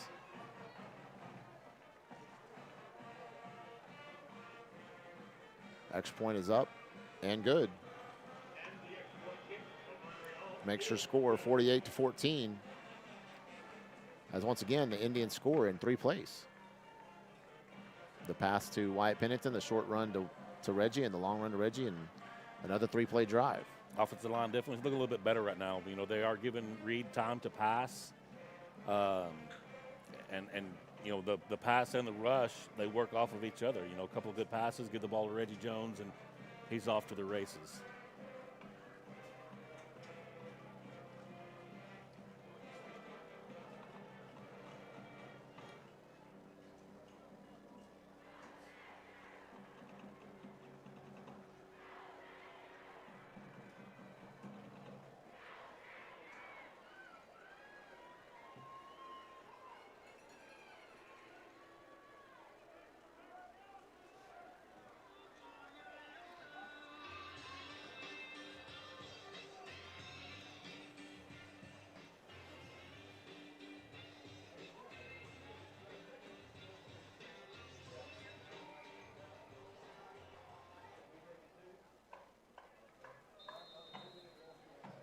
Got to think it'd be some kind of pooch or onside kick again from Angel. I usually follow Austin. Yep. This time they pooch Go it right up the squib, middle. yep. Big hop. Be fielded right around the 25-yard line. Number 1. He breaks the first tackle and then gets out of bounds right around his own 37-yard line. On the return.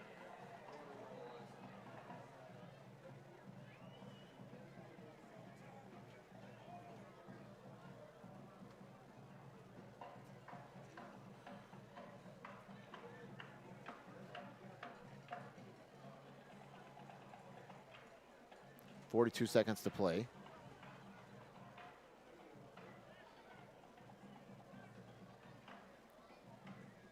Carthage will start with the ball at their own 46-yard line.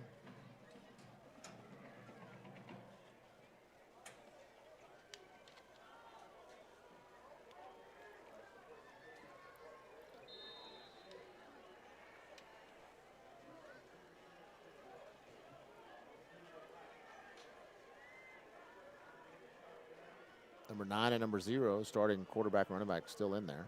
Number 9 back to pass. That's Surratt. He gets pressured out of the pocket. He's going to go out of bounds. Chased around by Des Sampson. Yep. Gets a short gain on the play. Maybe not a gain, actually. Be right around the line of scrimmage. So second down and 10.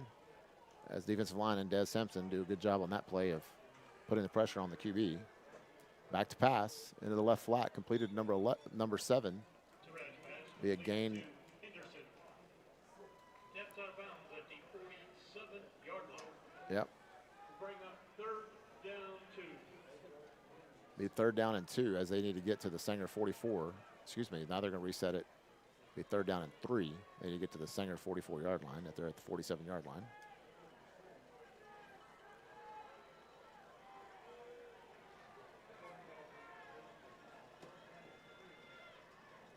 Handoff up the middle, number 0. Gets 1st down yardage and more. Kicks it out to the left-hand side. He's being chased, cuts it back inside. Poor tackling by the Indians again.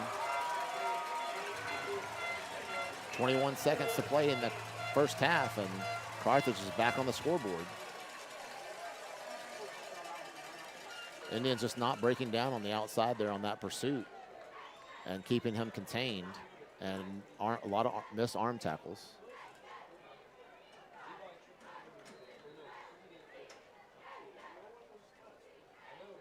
Brings their score 54-14, pinning the extra point. Extra point's up and good. Makes a score 55-14.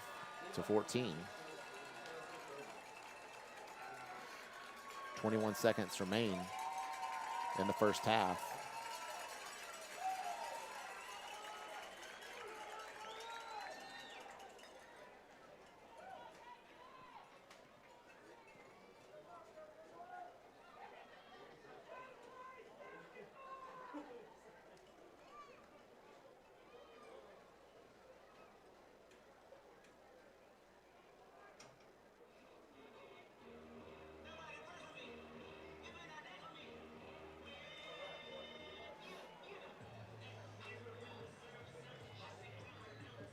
As soon as we get to halftime, we'll do our area scores and halftime stats.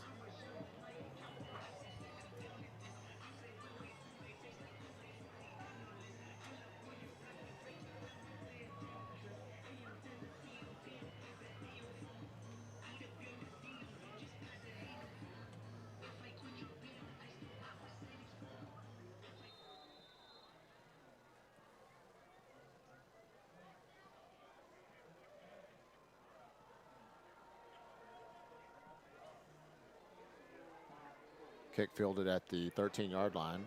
Fake a reverse. Levi Hendricks keeps it himself. Gets out to about the 25-yard line. Be 16 seconds left here in the first half.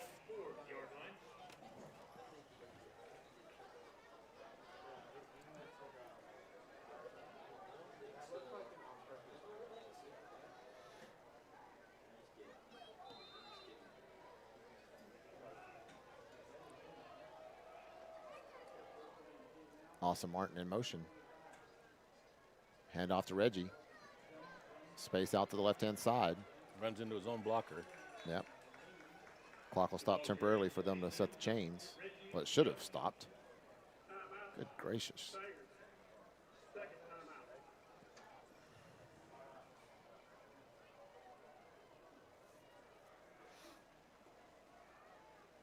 They have one timeout remaining.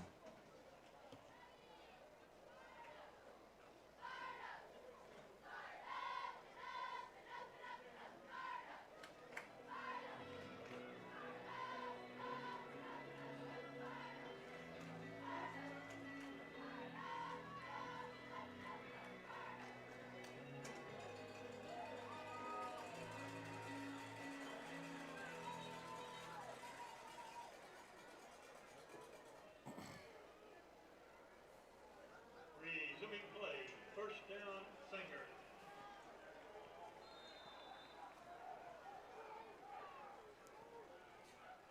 Austin Martin in motion. Hand off to Reggie. Has some space up the middle.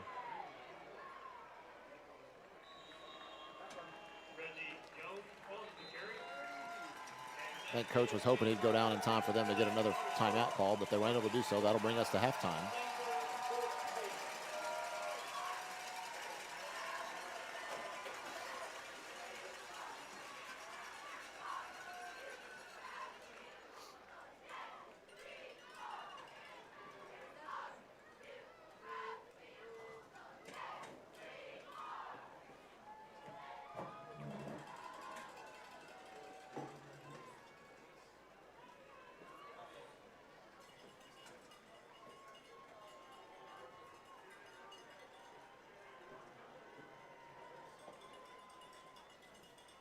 ready for some halftime stats there, David? Go for it. Cat Plumbing's halftime stats. KJ Edwards, this is Carthage. KJ Edwards, 6 rushes, 184 yards, 4 touchdowns. Benny Smith, 1 rush for 53 yards. Jace Harris, 1 rush for 2. Quarterback number 9, Jet Surratt, 17 completions out of 19 attempts for 185 yards and 4 touchdowns. Junior Henderson, 7 receptions for 83 yards, 2 touchdowns. Jace Harris, 2 receptions for 27 yards and a touchdown. J.D. Edwards, 3 receptions, 25 yards. Benny Smith, 2 for 19. Jaden Jeffress, 1 for 13. And Cade Ross, 1 for 10. On the Sanger side of the ball, Reggie Jones, 20 rushes for 168 yards and a touchdown. Austin Martin, 5 rushes for 9 yards and a touchdown. Reed Sebastian is 8 for 16 with 79 yards. Joel Rodriguez, 4 receptions for 64 yards. Wyatt Pennington, 1 reception for 11. And Levi Hendricks, 1 for 5. Good job, Brett. Thank you, Cat Plumbing, for sponsoring our halftime stats, pregame chat, and postgame stats that we'll post once all the stats come in after the completion of the game. In our Marshall Precision Machining area games of the week scores, Pleasant Grove now leads Canton 27-7 halfway through the third quarter. Argyle Eagles are up over Abilene Cooper 42-14. Pilot Point leading Commerce 34-31 late second quarter. Munster, again, I don't know if this score is right. It's been wrong multiple times. I'm not even going to mention it. But Munster was leading. There's somebody in there entering false scores. I think when that happens, they should be banned from the app. I agree. They should be blocked and just not able to see the app, period. It's dumb. People do that on purpose.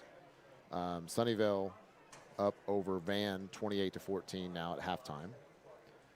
Gunner leading City View 16-7 at halftime. Salina up 21-8 over Eastern Hills with 6 minutes to play in the second quarter. And Athens, looks like Athens just scored, and Crum is leading Athens 21-20, 3 minutes to go in the second quarter. It was 21-14.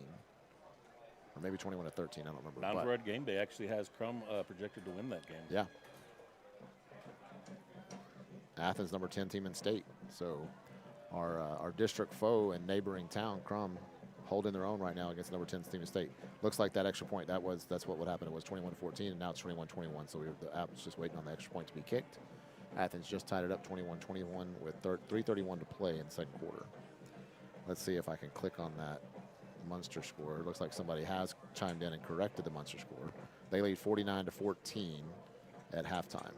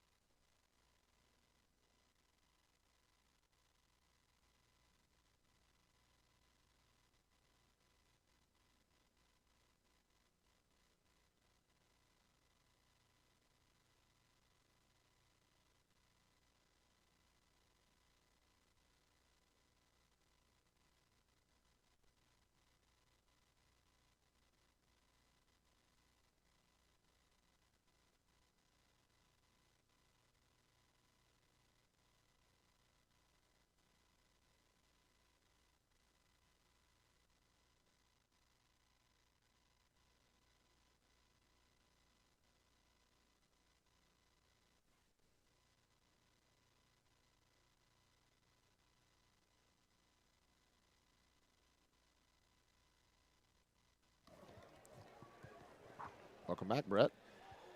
Yeah, we're here.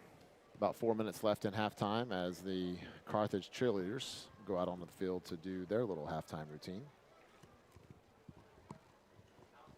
And both teams preparing to come back out on the field. I was battling this headset and losing the battle dramatically.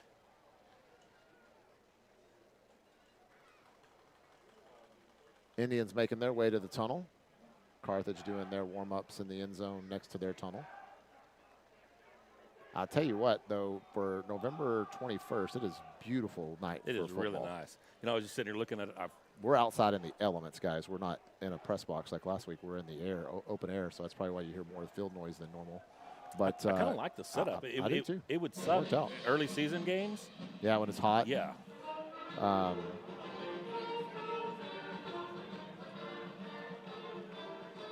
But right now, it's very nice.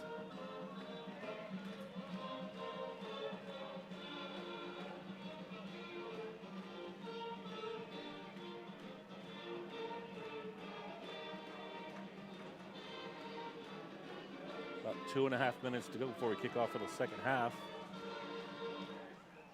Indians are making their way out onto the field right now to get their warm-up going. Again, Indians trail 55-14 at halftime. Indians struggled in the first half, most of the first quarter. Lots of false start penalties, lots of just missed assignments. They finally started clicking late in the second with a couple of quick strikes, one from Reggie, both from Reggie. The second touchdown was Austin. Yeah, excuse me, Austin. But Joel with the big play to get down to the 5. Yes. So there's a couple of things still going on here. Reggie's now over 2,400 yards, almost 2,410 yards on the season. So if he can get amass another 90 yards in this game, he can get to 2,500 on the season, which is an accomplishment in its own right. Joel is closing in on a potential 1,000-yard season, and going back the last 25 years, the highest receiving total I can find for a single season is 1,010 yards, and one of the receivers in Dane Evans' years. And I can't imagine if you go back before the year 2000 that they had very many receivers, if any, over 1,000 yards, because if you go back before the year 2000, Sanger's always been a predominantly run team. Especially in the Ivy years, they were a big run-heavy team, so I can't imagine a quarterback even having very many seasons where a quarterback threw for more than 1,000 yards, much less have one receiver catch all those yards for over 1,000. Because even in Dane's year, in the year where that receiver had 10-10, it was when Dane threw for 3,400. So it's sliced up into thirds. And we went back and checked the stats on that, and there was multiple receivers with, well over 100 yards, 200-300 yards on the season. So he definitely threw the ball all over the place. Yep. Here come your Sanger Indians to start the second half.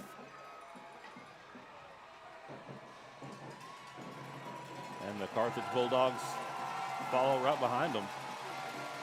You can tell the crowd is a little bit louder. We are on the home side. Carthage is the home team. Carthage did travel very, very well. Sanger did travel as well, not as well as we normally do. It is a little bit further drive. We're very appreciative for those that are listening if you could not make it. Again, thank you to all of our sponsors: Hall Real Estate, Don Hall Construction, Cap Plumbing, Marshall Precision Machine, yep. House of Carts, and our official church of the Sanger Sports Corner, Church of Christ, Sanger, Texas. Yeah, we couldn't do what we're able to do without our sponsors, so we're very appreciative of our sponsors.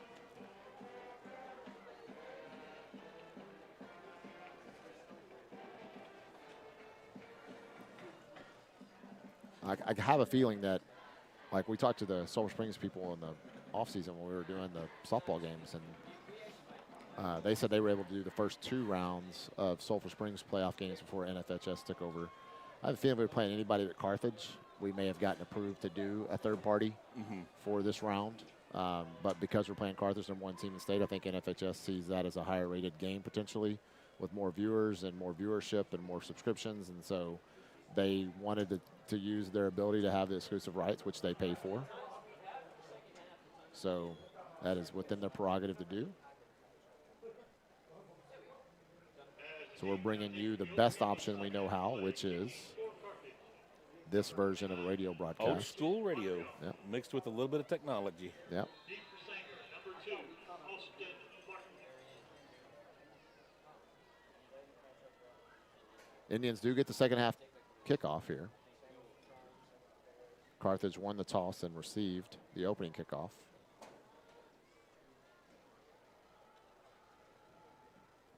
Kick is going to be fielded back around the 17-yard line by Wyatt Pennington, I believe. No, excuse me, Levi Hendricks. Good return out to the 40. Levi Hendricks, number 3, onto the kickoff return. Returns the ball to the 42-yard line. Yep. line. He was Officially the 42. 29, Christian Montreal.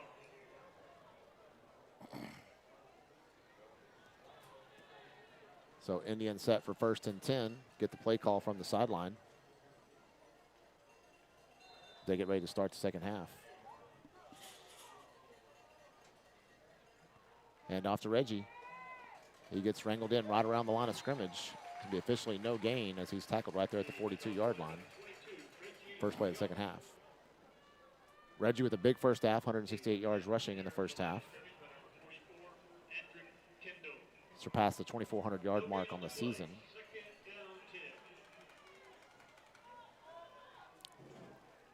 Again, these are our stats are unofficial, but we have him based on what he had coming into the game and what he's got tonight, around 24-10 or 24-08, somewhere around there on the season. Awesome Martin in motion, handoff to Reggie up the middle. Goes out to the left-hand side, got a gain of 3. The 3rd down and 7. Brought down at the 44-yard line by Carson Crawford. 3rd down, 8. Indians have trips to the right. When they've been in this formation throughout the game, Reed's been rolling to the right, but he stays in the pocket. Throws it to Joel, but it's tipped by number 2 and falls incomplete. Pass ball incomplete, intended for Joel Rodriguez. Brings up 4th down. 10:44 to play here in the 3rd quarter. Indians offense remains out on the field as they are right around midfield.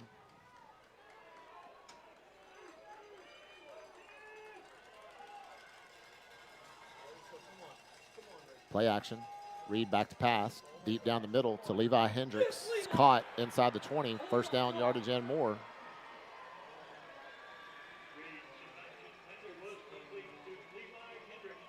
First and 10 Indians officially spotted at the 17-yard line. Beautiful pass by Reed Sebastian. Yep. They had isolated Levi one-on-one on the left-hand side and had trips to the right, and that left Levi open. Handoff up the middle to Reggie. Gets a couple yards down to about the 15-yard line.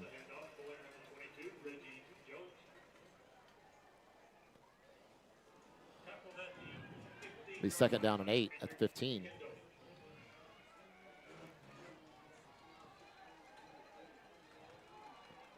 Looks like Indians switch into the mountain package. Going to be a direct snap to Austin. He's going to be flanked to his right with Reggie. 12 seconds left on the play clock. Austin takes a snap, runs to his right, cuts back to the left. Gets maybe a gain of 1. Be spotted at the 14-yard line, the 3rd down. Indians need to get down to the 7 for a first, so 3rd down and 7.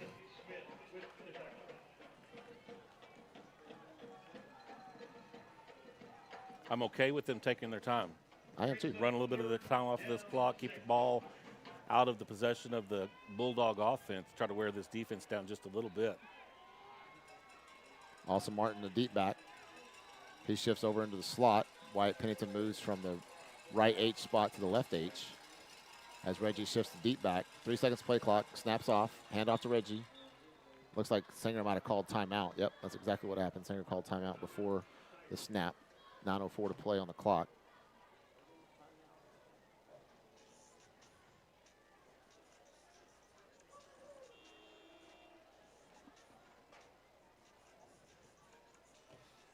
I think Either we saw something in the formation we didn't like, or we were afraid we were going to get the play out before the play clock expired.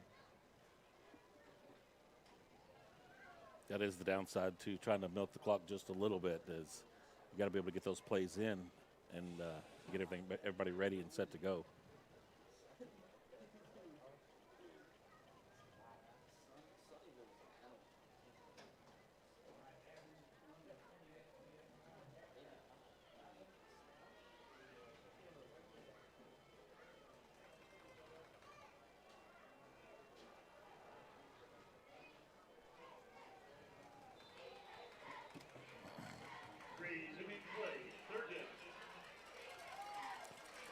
Wyatt Pennington in motion.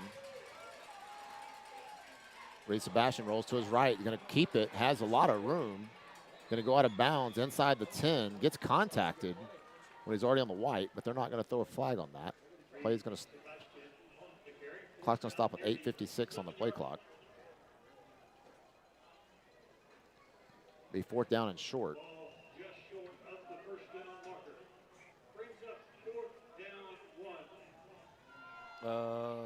I think it's right at the marker, is it not?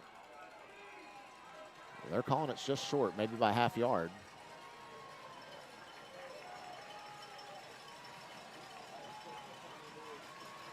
Looks like mountain package. Austin Martin runs out to the right, gets first down yardage and more, goes out of bounds inside the 7.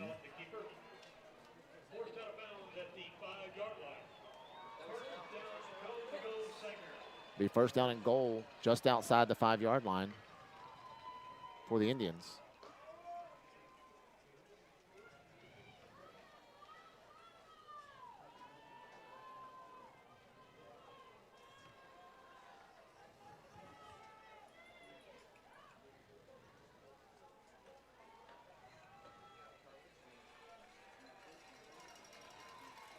Reed Sebastian splits out to the left.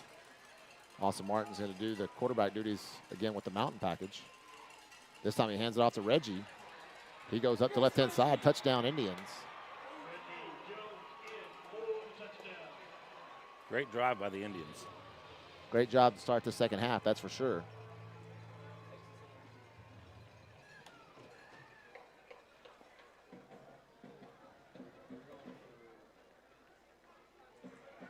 Makes a score 55-20, pinning the extra point.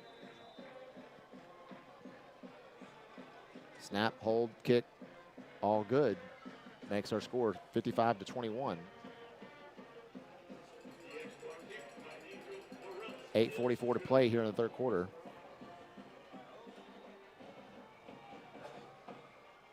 Just wanted to put a quick reminder out there that the Sanger Sports Corner page is for positivity around these athletes, that they work really, really hard to get to where they're at. They're accomplishing something that's only been done 6 times in school history as far as making it this round. If you do not remain positive on our page, we will block you from the page and you will no longer have access to these free feeds that we bring you for free. I have no problem blocking anyone. So remain positive and you'll remain free to watch this page. If you want to talk negatively, go to your personal page and do so. Don't do it on our page. Period. End of story. Off my soapbox, Brett. I missed it. Somebody commented on the reel we posted earlier about the only thing that was a battle was the coin toss, and I just get tired of that stuff. Yeah. That's for your personal page, sir, not our page. You don't own this page, we do.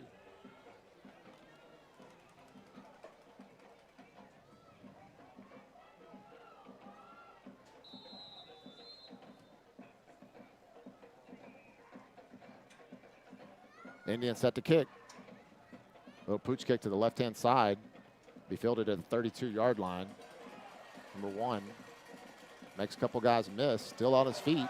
Breaks back to the left-hand side in the open field. He's going to take it to the house for a Carthage Bulldog touchdown.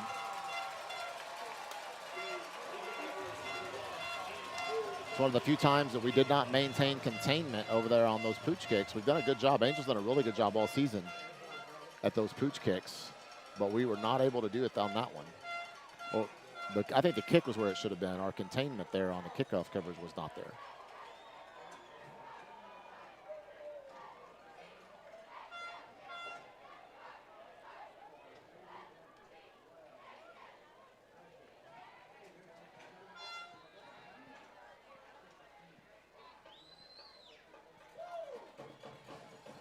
Extra point up and good, makes the score 62-21.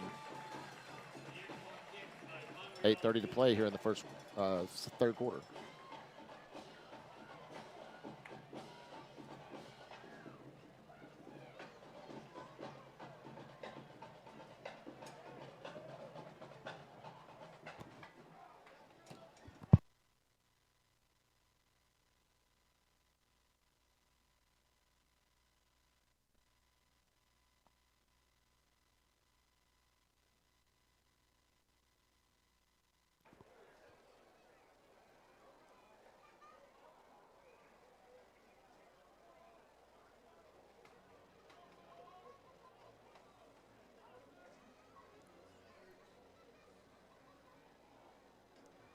Oh, works at Mercury Insurance.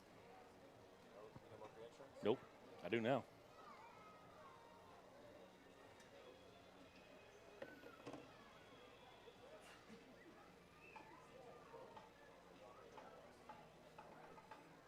Christian Montreal kicking for the Bulldogs. Deep Indians, 2, Austin Martin.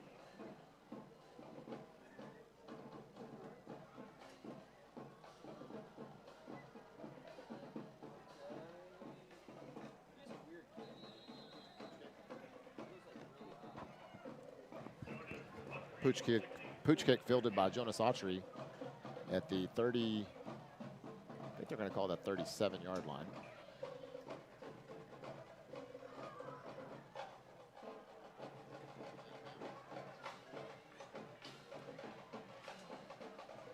Oh, 32?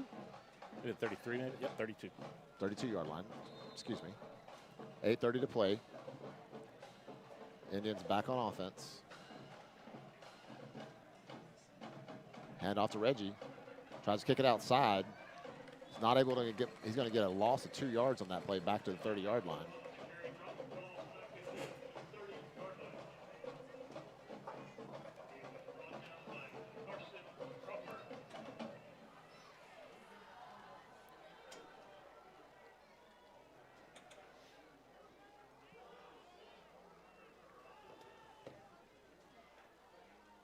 Play action. Quick pass out to Levi Hendricks. Gets slung out of bounds. That's going to be a penalty on Carthage. He's clearly on the white, and they continue to sling him down out of bounds. And I think it's been a few times that's happened. This is the first time I've actually seen him throw the flag. And that's how you get them to stop. It's when you throw the flag on them. So they're going to send number 5 for Carthage to the sideline on that play.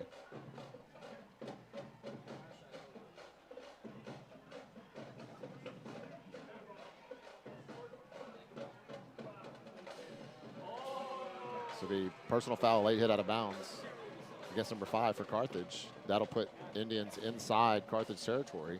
1st and 10 at the 48-yard line of the Bulldogs. And I did not start the clock on all that madness. 7:54.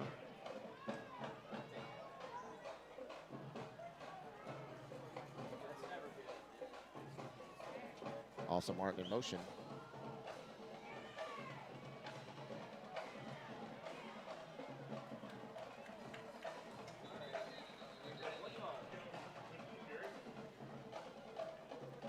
Reggie Jones gets down to the 47-yard line, gain of 1. Be 2nd and 9 for the Indians. On the tackle for the Bulldogs was number 33, Zay Bowen. Gain of 1, 2nd down, 9.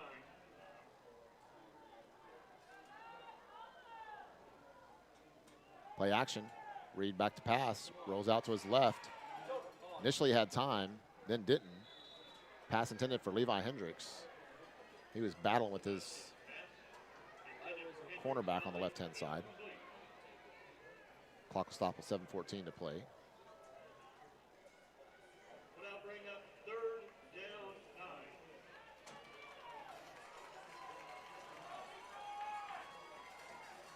Third down and 9 for the Indians.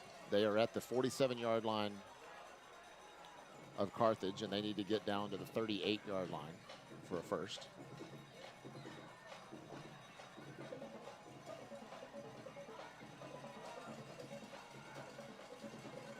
Low snap. Rolls to his right. Throws intended for Joel Rodriguez. High and incomplete. Clock will stop with 7:08 to play in the third quarter. Fourth down.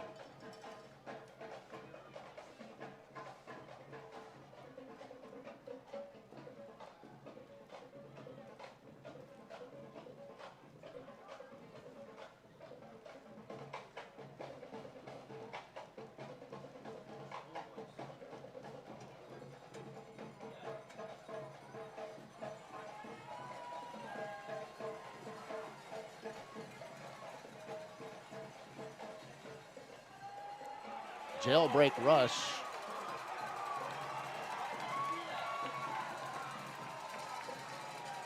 It's like maybe we're trying to set up a screen pass, but too many guys got let go through the line. Yeah, way too many. 7:02 remaining. That'll be a turnover on downs.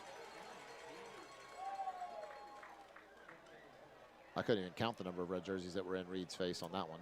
4. There is a penalty flag on the play, though. And we need to get roughing the passer right here. I think it's going to be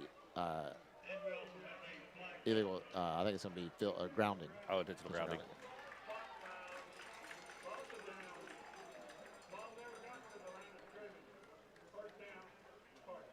Yeah, so it's a spot foul. So that's a big play. Instead of setting up Carthage at their own 48-yard line, they are now set up to take over at the Sanger 32-yard line. Because I know you guys can't see at home unless you're watching the feed from NFHS, but he ran straight backwards, basically running for his life, trying to find some space, and tried to throw it as far forward as he could. He pretty much went sideways before he was able to hit the ground, and obviously it looked like intentional grounding was the right call. Hand off to number 24, I believe. Yes, number 24. He gets about a gain of 6 down to the 26-yard line.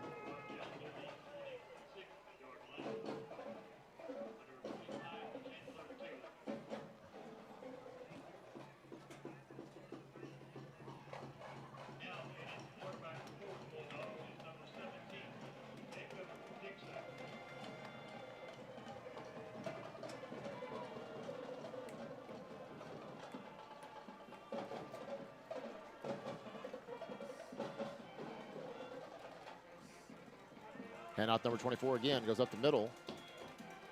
Short gain, but might be enough for the first as he gets right around the line to gain. Looks like he was spotted right at the line to gain, 22-yard line, 1st and 10 Carthage.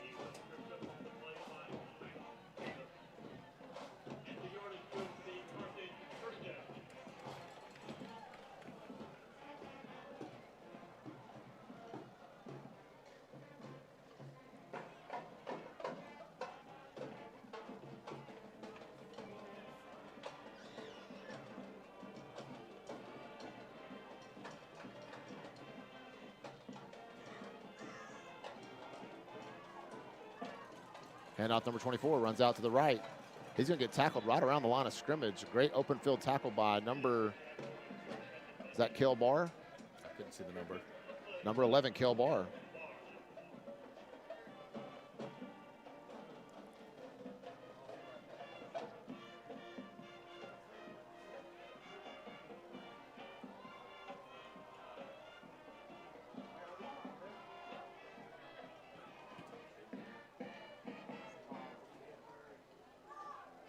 Number 16 is going to check in for number 24. 24 comes off.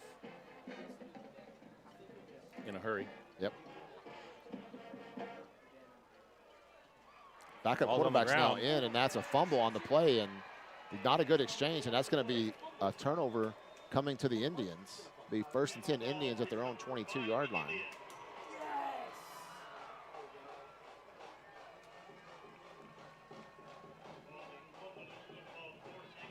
.451 to play here in the third. Did you see who grabbed that fumble?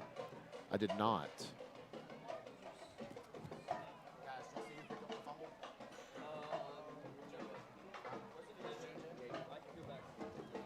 We think that was J.J. Micus on the fumble recovery.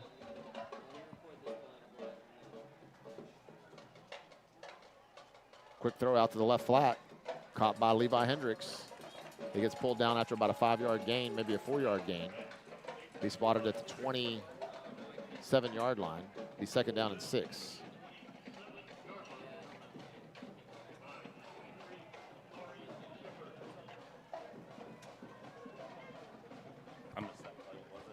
I throw to Levi Hendricks for 4 yards out to the 27-yard line. Thank you.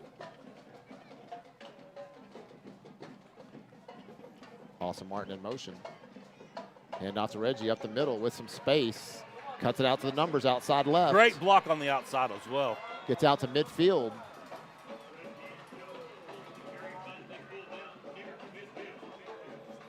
Be first and 10 Indians at the 49-yard line of Carthage.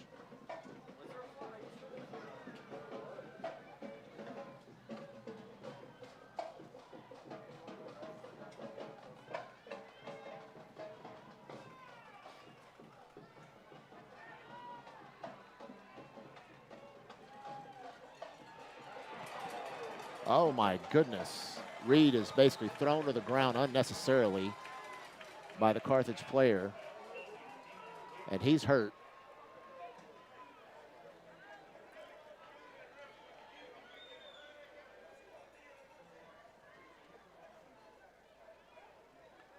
He does jump back up, though, and is making his way back with his team.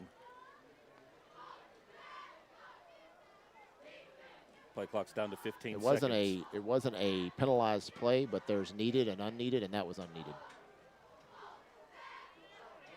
Singer may have to call a timeout right now as the play clock's down to 5 seconds. They're just not getting the play in. They may get this play off. 3, 2, 1, 0. They do. Hand off to Reggie up the middle. Gets about a yard before they mark him down. Actually, they're going to mark him down at the line of scrimmage.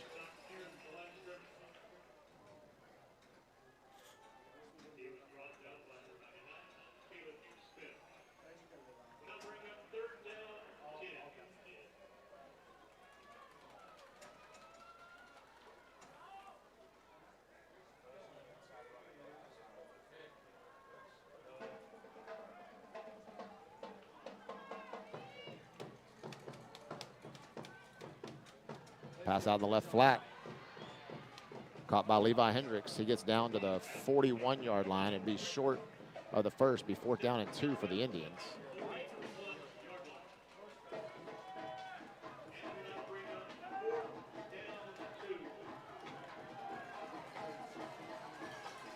Big 4th down for the Indians. They got movement on the defense, but they didn't throw a flag. It's going to be completed to Austin Martin. He gets inside the 35-yard line for 1st down yardage.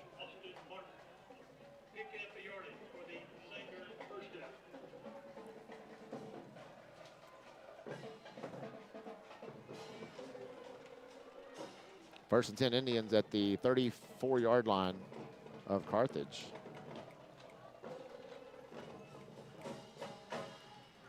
Austin Martin in motion. Play action to Reggie. Throw downfield, tended for Levi Rodriguez. I'm sorry, Levi Hendricks. There it finally comes in from the sideline. We're going to get a massive pass interference play as he was shoved to the ground going for the pass before the ball even got there. Flag finally flies in around the 7-yard line. Been nice to have that call in the first half when there was some contact on the defensive side.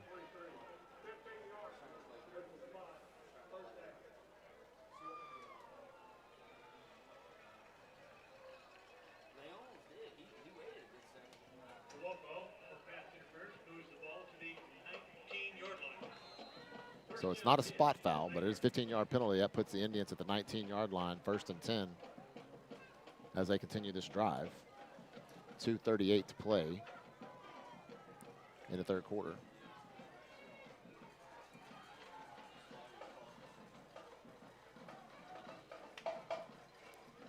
Direct snap to Austin Martin. Play action to Reggie. He goes out to the left-hand side. Gains about 1 yard on the play, down to the 18-yard line. It'll be 2nd down and 9 for the Indians on the mountain play. I think Reed might have needed that little break he got. Yeah, I agree.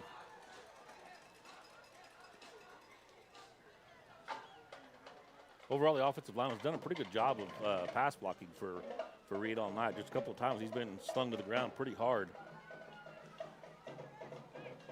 When we get rid of the ball on time, he has Yeah. he has had the time needed when he gets rid of the ball. I on time. agree. But The only time was that all-out blitz they had on that looked like it might have been a screen, some type of screen pass that weren't able to complete. But he just keeps bouncing back.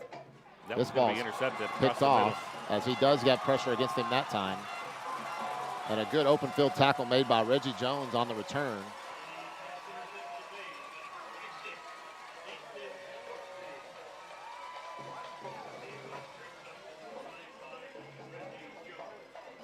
Only Reed's 7th interception on the season. And as we're a team that passes as often as we do, that's an accomplishment in itself. Especially if when you you go think way about the back fact that 4 of them in the first half of the first game. Yes. So since the start of the second half against Paris in week 1, he's thrown now 3 interceptions on the season. So Reed Sebastian has had a very good senior season. He should be proud of.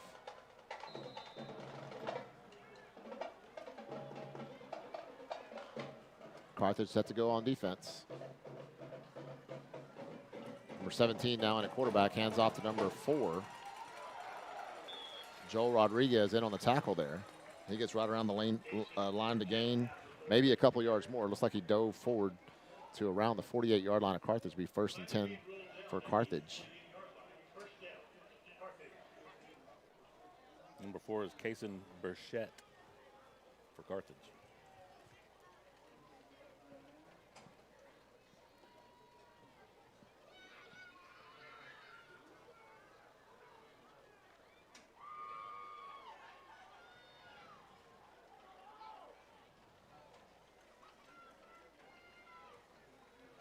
Pass to left flat, out to number 13. Goes out of bounds right at midfield. Be a short gain on the play, maybe into the 49-yard line of the Indians. Officially spotted at midfield. So 2-yard gain. Be 2nd down and 8 for Carthage. First pass attempt for the backup quarterback, number 17. I'm not sure of his name, but that's his first pass attempt of the night, I believe.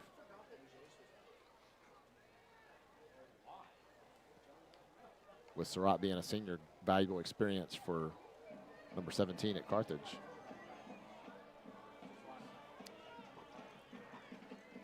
Must be pass out on the right flat. An upcomer because ball's on the ground. His name's not on the roster.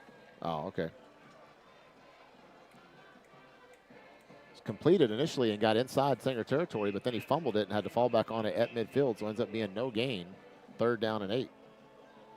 I forgot to hit play on the clock. Shoot. Ball resting near midfield.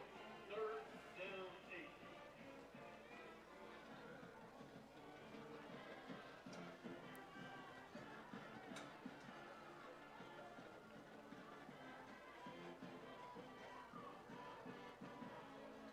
Hand out to number 4.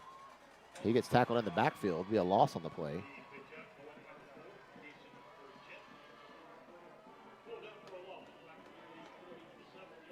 Tackled in the backfield by Max Taylor. Be 4th down and 12 for the Carthage Bulldogs, as this should take us to the end of the 3rd quarter.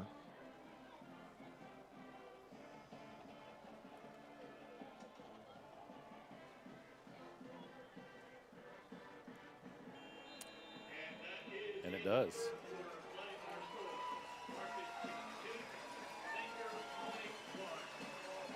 Carthage 62, Sanger 21. When we come back to start the 4th quarter, Carthage will be facing a 4th and 12. Your game stats up to this point right now: Carthage, KJ Edwards 6 rushes for 184 yards and 4 touchdowns. Benny Smith 4 rushes for 63 yards. Kason Burchett 2 rushes for 8 yards. Passing, Jet Surratt 18 for 20 for 187 yards and 4 touchdowns. J.R. Henderson 7 receptions for 83 yards, 2 touchdowns. Jace Harris 2 for 27 and a touchdown. J.D. Edwards 3 for 25. Benny Smith 2 for 19. On the Sanger side of the ball, Reggie Jones 28 rushes for 199 yards and 2 touchdowns. Austin Martin 8 for 15 and a touchdown. Passing, Reed Sebastian 13 for 28, 144 yards, 1 interception, 0 touchdowns. Receiving, we have Joel Rodriguez 4 receptions for 64 yards. Levi Hendricks 5 receptions for 63 yards. Wyatt Pennington 1 for 11. Austin Martin 3 receptions for 6 yards. That's your Cat Plumbing stats update. When you look at our Marshall Precision Machining area games of the week. We have Texarkana Pleasant Grove now final over Canton Eagles 48-7. That game started pretty close, but Pleasant Grove was able to run away with it. Argyle Eagles up 56-28 over Abilene Cooper. Pilot Point trailing Commerce now 46-41 late third quarter. This is a punt for Carthage. Goes down around the 14-yard line, 15-yard line before it's blown dead. So I need to start that clock. Clock starts, it stops at 11:50, and then I'll finish these game scores as the Sanger offense gets back set to play. Munster up 69-0 final over Wellington.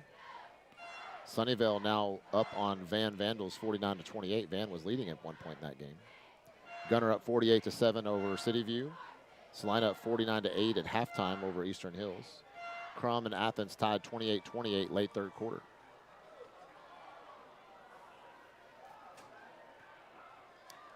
You know, Crum may be a Sanger rival, but I'm pulling for him this week. I am too. I want to see District 5 do well. I agree, 100% agree. Throw out to the flat to Austin Martin. Initially doesn't hold on to it or bobbles it or something. And then gets possession and gets going for about 2 yards out to the initial spot was the 15-yard line to start this drive, and he gets out to the 17, the second down and 8 for the Indians.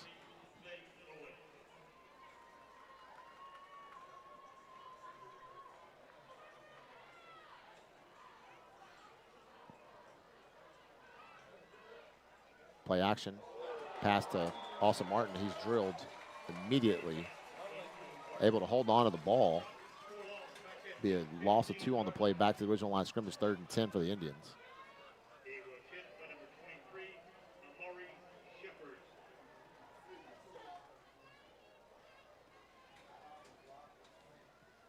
And will now bring up 3rd down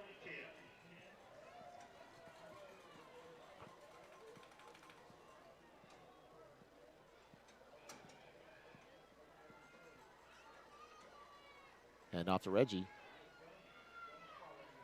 He's able to get out for a few yards on the right-hand side. Not able to get a first. So I bring up 4th and long. I imagine the Sanger Indians will punt at this time.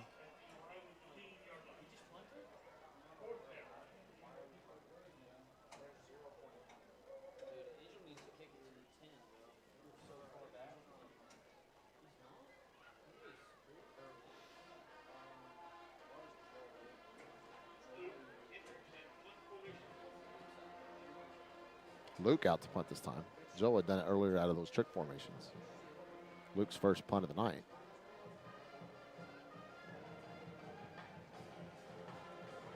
Booming high punt.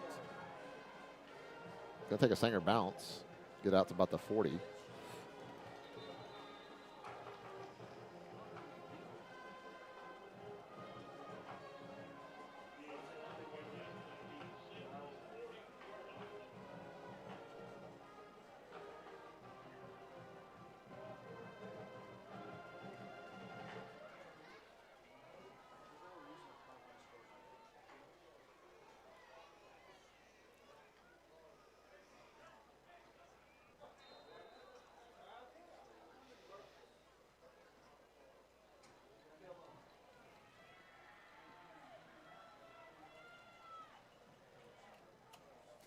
Handoff number 4. He's able to get short gain on the play. Drive started officially at the 40. Looks like he got out to the 44, or excuse me, 36-yard line. Gain of 4 would be second down and 6. That handoff is to number 4, by the way. If you missed that, Brett. Yeah, I got it. I need to start the clock. Actually, I guess I didn't stop it earlier. My bad. Look, it's a lot going on.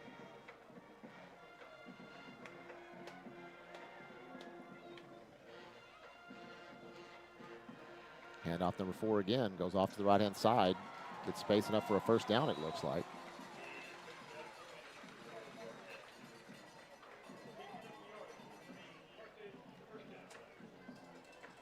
Down at the 27-yard line.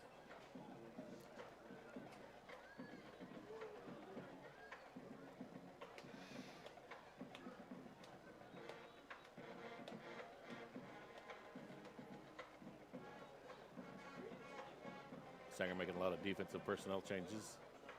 Yeah, I'm sure getting a lot of these seniors in the game.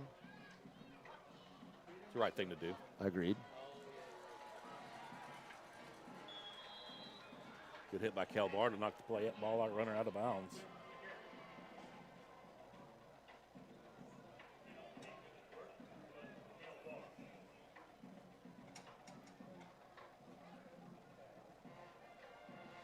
Chase Hunter in on that pursuit of that tackle from the backside. At playing left corner now, one of the seniors.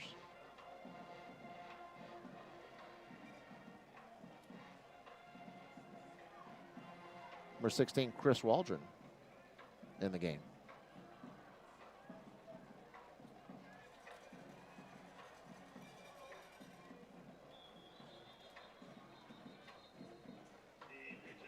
The aforementioned Chase Hunter in on that tackle there to make that stop. Be 3rd down and 5 for Carthage.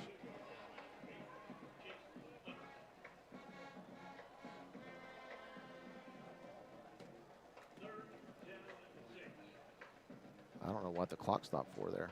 That was hit him out of bounds. I went up the middle. Yeah, I missed that last play. Sorry. Yeah, they're waving the clock. I think they stopped it inadvertently. Because mine kept going. Because it shouldn't have stopped. So once theirs gets back even with mine, I'll start ours again. Handoff number 4. Gets stopped right away. Again, Max Taylor in on the play. Chase Hunter in on the play. As is number 25. I think is that Kyle Chandler? Be 4th down and 5.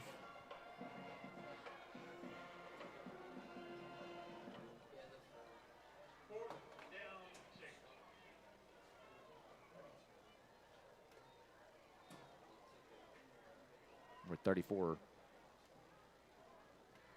Race Morphus checks back into the game.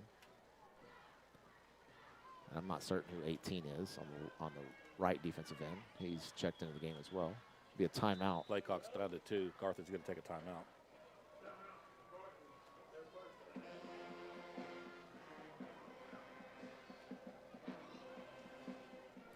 Clock will stop with 6:47 on the clock.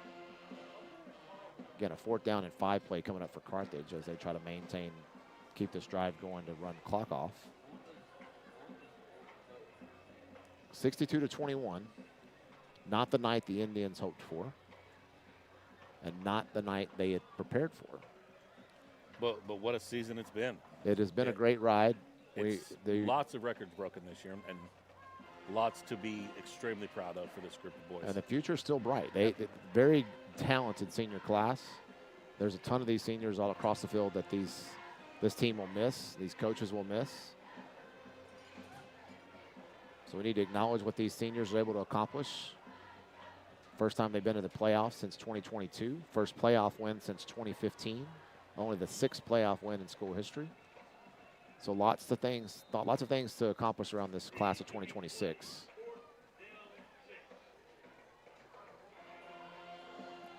It's 4th down and 6. Carthage is lined up like they're going to go for it, and they do. Run out to the right hand side. He's going to be tackled down by Max Taylor. That'll be a turnover on downs, and Sanger Indian ball. Clock keeps running.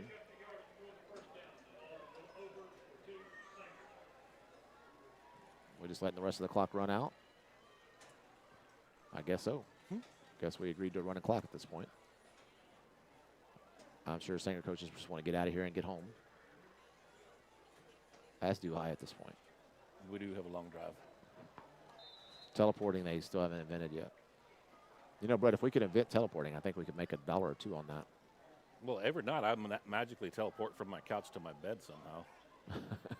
Deep pass downfield completed to Joel Rodriguez. Almost to midfield. Big play out to the 47-yard line.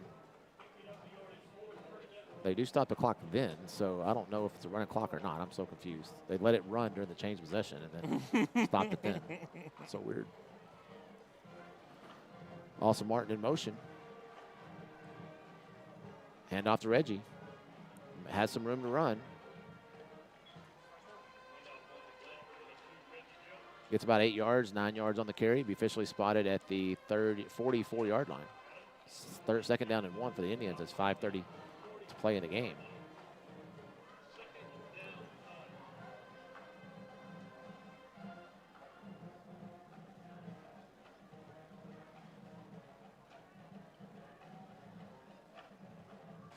And off to Christian Bush up the middle with a big breaker.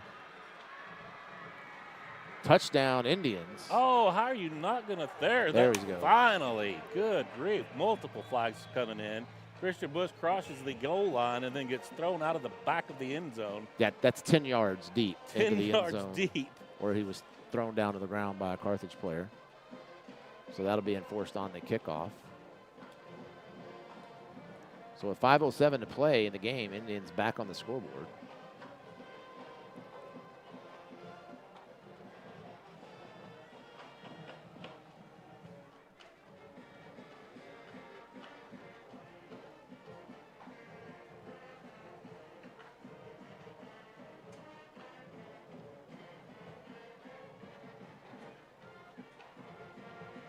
So the sophomore running back coming in and making the best of his opportunity here late in this game. Great run by Christian Bush. Seeing some of the future there.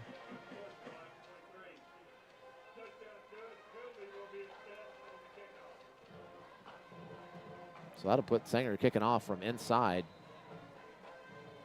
Carthage territory. Angel Morales' extra points remain perfect on the night as Sanger gets to 28.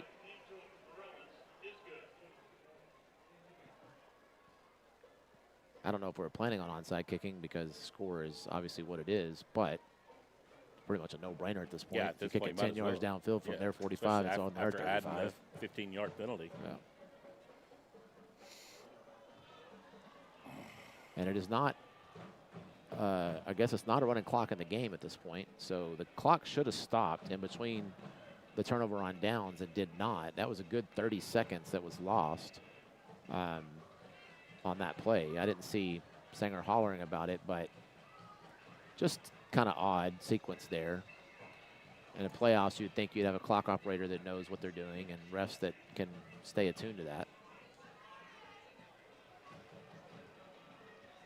There's half the number of ref crews left in the game from last week to this week because of the playoffs. It's win or go home.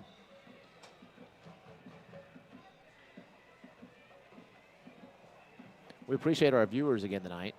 We know it's a little different not having video. And trust me, if we could bring you video, we would. We're abiding by the laws set forth by UIO and the contract they have with NFHS Network.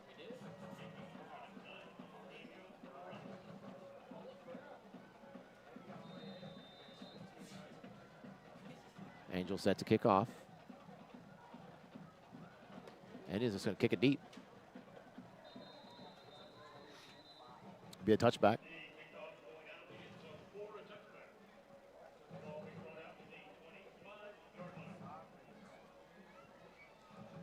I think the last onside kick was returned for a touchdown, so, or pooch kick rather.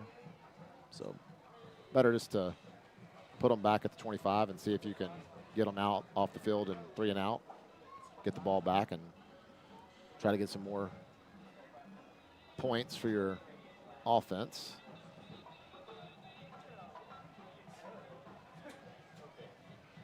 Get some more players in on the game like Christian Bush is able to do on that last touchdown. Lots of new faces on the defensive side of the ball. Lots of new faces on the offensive side of the ball for Carthage as well. Jordan Gonzalez in now. Creed Miller in now. Run up the middle to Carthage. Gets about 5-yard gain before he's tackled down roughly about the 36-yard line.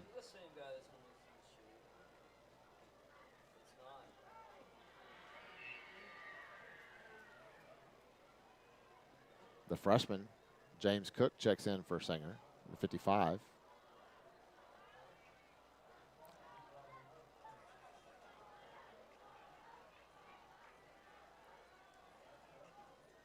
Chris Waldron seeing some of his first action for the first time in a while.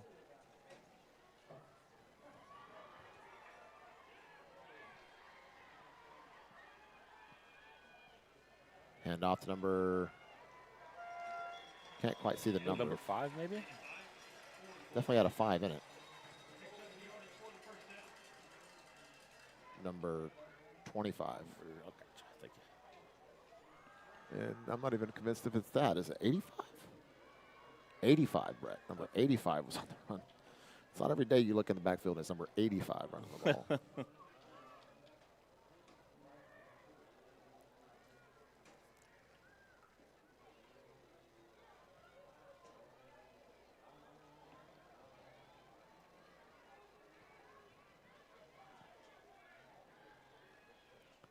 Ball on the ground. It's going to be picked up by number 16, Chris Waldron.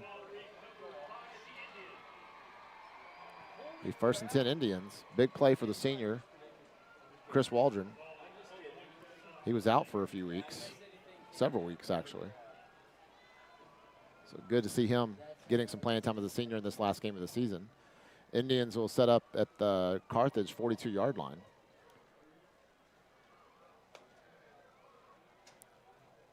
Looks like the starting 11 out there for Sanger.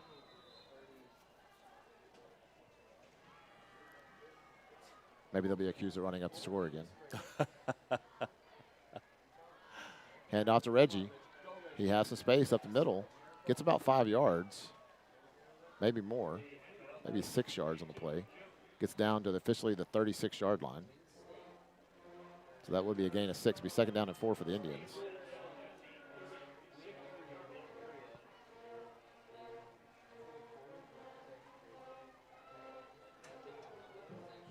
Indians offense getting the play from the sideline.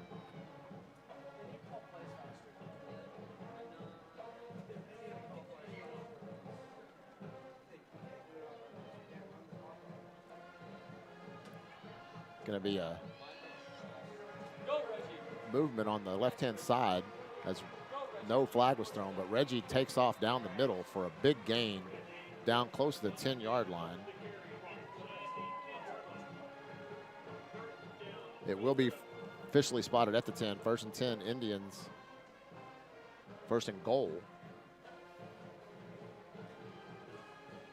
As we have less than 3 minutes to play in the game.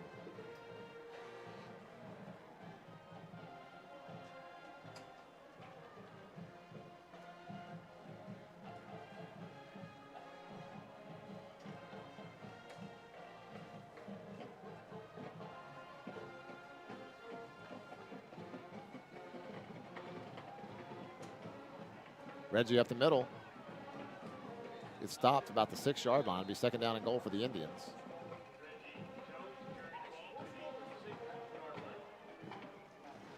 Should have a stoppage at the 2-minute timeout.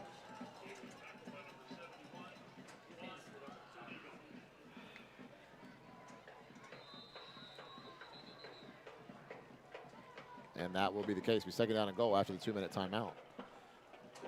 Look up our area scores again real quick.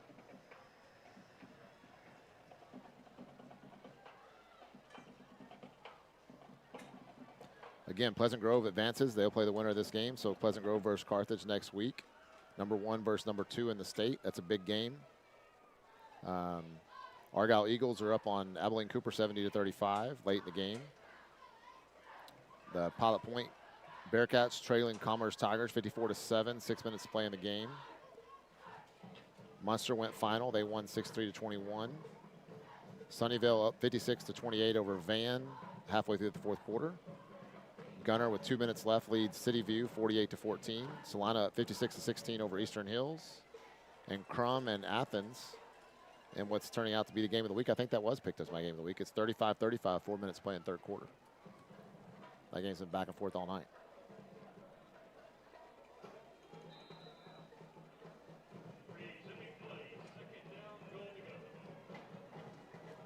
Hand off to Reggie, up the middle, touchdown Indians.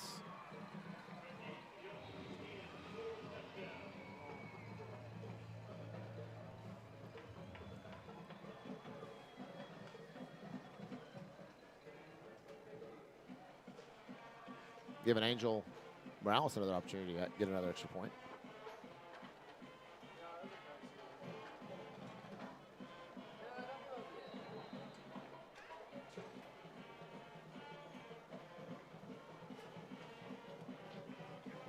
Next point is up and good. Extra score 62-35, minute 56 to play in the game.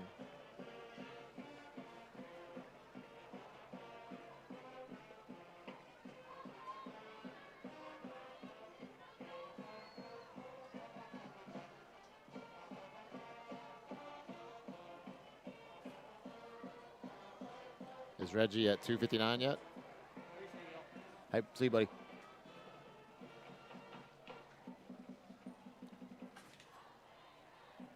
.253.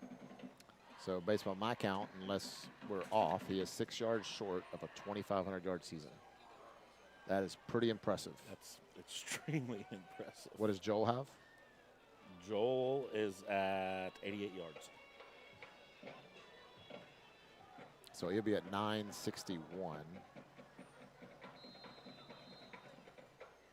Or excuse me, 967 on the season himself. Bobbled, go out of bounds off the Carthage player around the 27-yard line.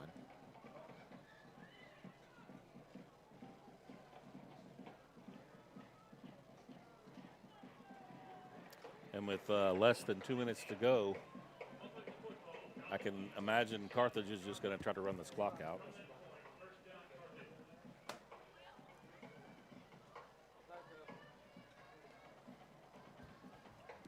Take this moment to thank our continued support of our sponsors, Cap Plumbing for pregame stats, halftime stats, as well as postgame summary and stats. House of Cards for our player of the game, sponsorship for this year for football. Hall Real Estate, Donald Construction being the title sponsor for football. Church of Christ being the official church of the Sanger Sports Corner. Does look like Carthage are going to set up to take a knee. And then this week's broadcast for the playoffs, Marshall Precision Machining. We do appreciate them coming on this week to sponsor our broadcast for the week. So after the first knee, the clock will start, if I can start mine. So we appreciate our sponsor support. Couldn't do it without you. Sanger Insurance is our official Coaches Show sponsor.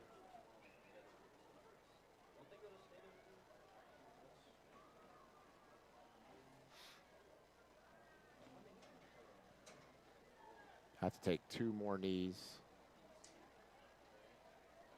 And then that should be the ball game. Both teams have 2 more timeouts. I don't see anybody calling one. Final score looks to be 62-35.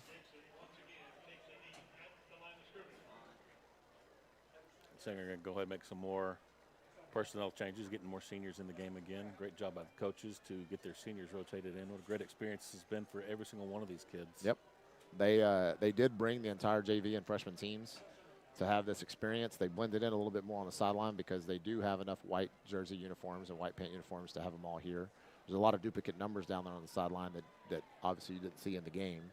But good experience for these kids to come out here on a playoff atmosphere and see what it's like to play against a very good team. Carthage is headed to do big things. They are the defending state champions for a reason. They came in here and played very good. And in a score that is final, 62-35. We appreciate everybody tuning in. And thanks again to our sponsors. And we're going to do stats real quick. Yeah, go do our Cap Plumbing stats real quick. Cap Plumbing stats. Reggie Jones, 34 rushes, 253 yards, and 3 touchdowns. Christian Bush, 1 rush for 44 yards and a touchdown. That's pretty good yards per carry average. Austin Martin, 8 for 15. Passing, Reed Sebastian, 16 for 31, 168 yards. Receiving, Joel Rodriguez, 5 for 88. Levi Hendricks, 5 for 63. Wyatt Pennington, 1 for 11. And Austin Martin, 5 for 6. On the Carthage side of the ball, rushing, KJ Edwards, 6 rushes, 184 yards and 4 touchdowns. Jet Surratt, 18 for 20, 187 yards and 4 touchdowns. Leading receiver, Junior Henderson, 7 receptions for 83 yards and 2 touchdowns. The only game that was left to be in question was the Athens-Crum game, which will continue to give updates while we're on air here. And Athens has taken the lead 42-35 late in the third quarter. Athens Hornets up over the Crum Bobcats 42-35 as that game continues, another whole quarter to play and then some. So again, appreciate everybody viewing and watching our broadcast. I know it was not the same as what we've been able to provide to you from a experience standpoint as not having video, but we do appreciate the time and energy you guys did to tune in and watch our broadcast. Thanks for all your support all season. We will be on air on Monday on our pages to do the girls' daytime basketball game. I believe they play at 11-ish. I don't remember if it's 10:30, It's early 10:45, early 11:15. They also play a day game on Tuesday. We plan to bring you both games. The audio video department is off for Thanksgiving break, but we will bring it to you on our Facebook and YouTube pages. Stay tuned for our House of Cards player of the game, as well as our full Cap Plumbing stats recap tomorrow. We appreciate everybody joining in this season. Thanks, Brett. Great job this year. Great job, dude. It's been a pleasure, sir. Absolutely. Thank you. Thank you.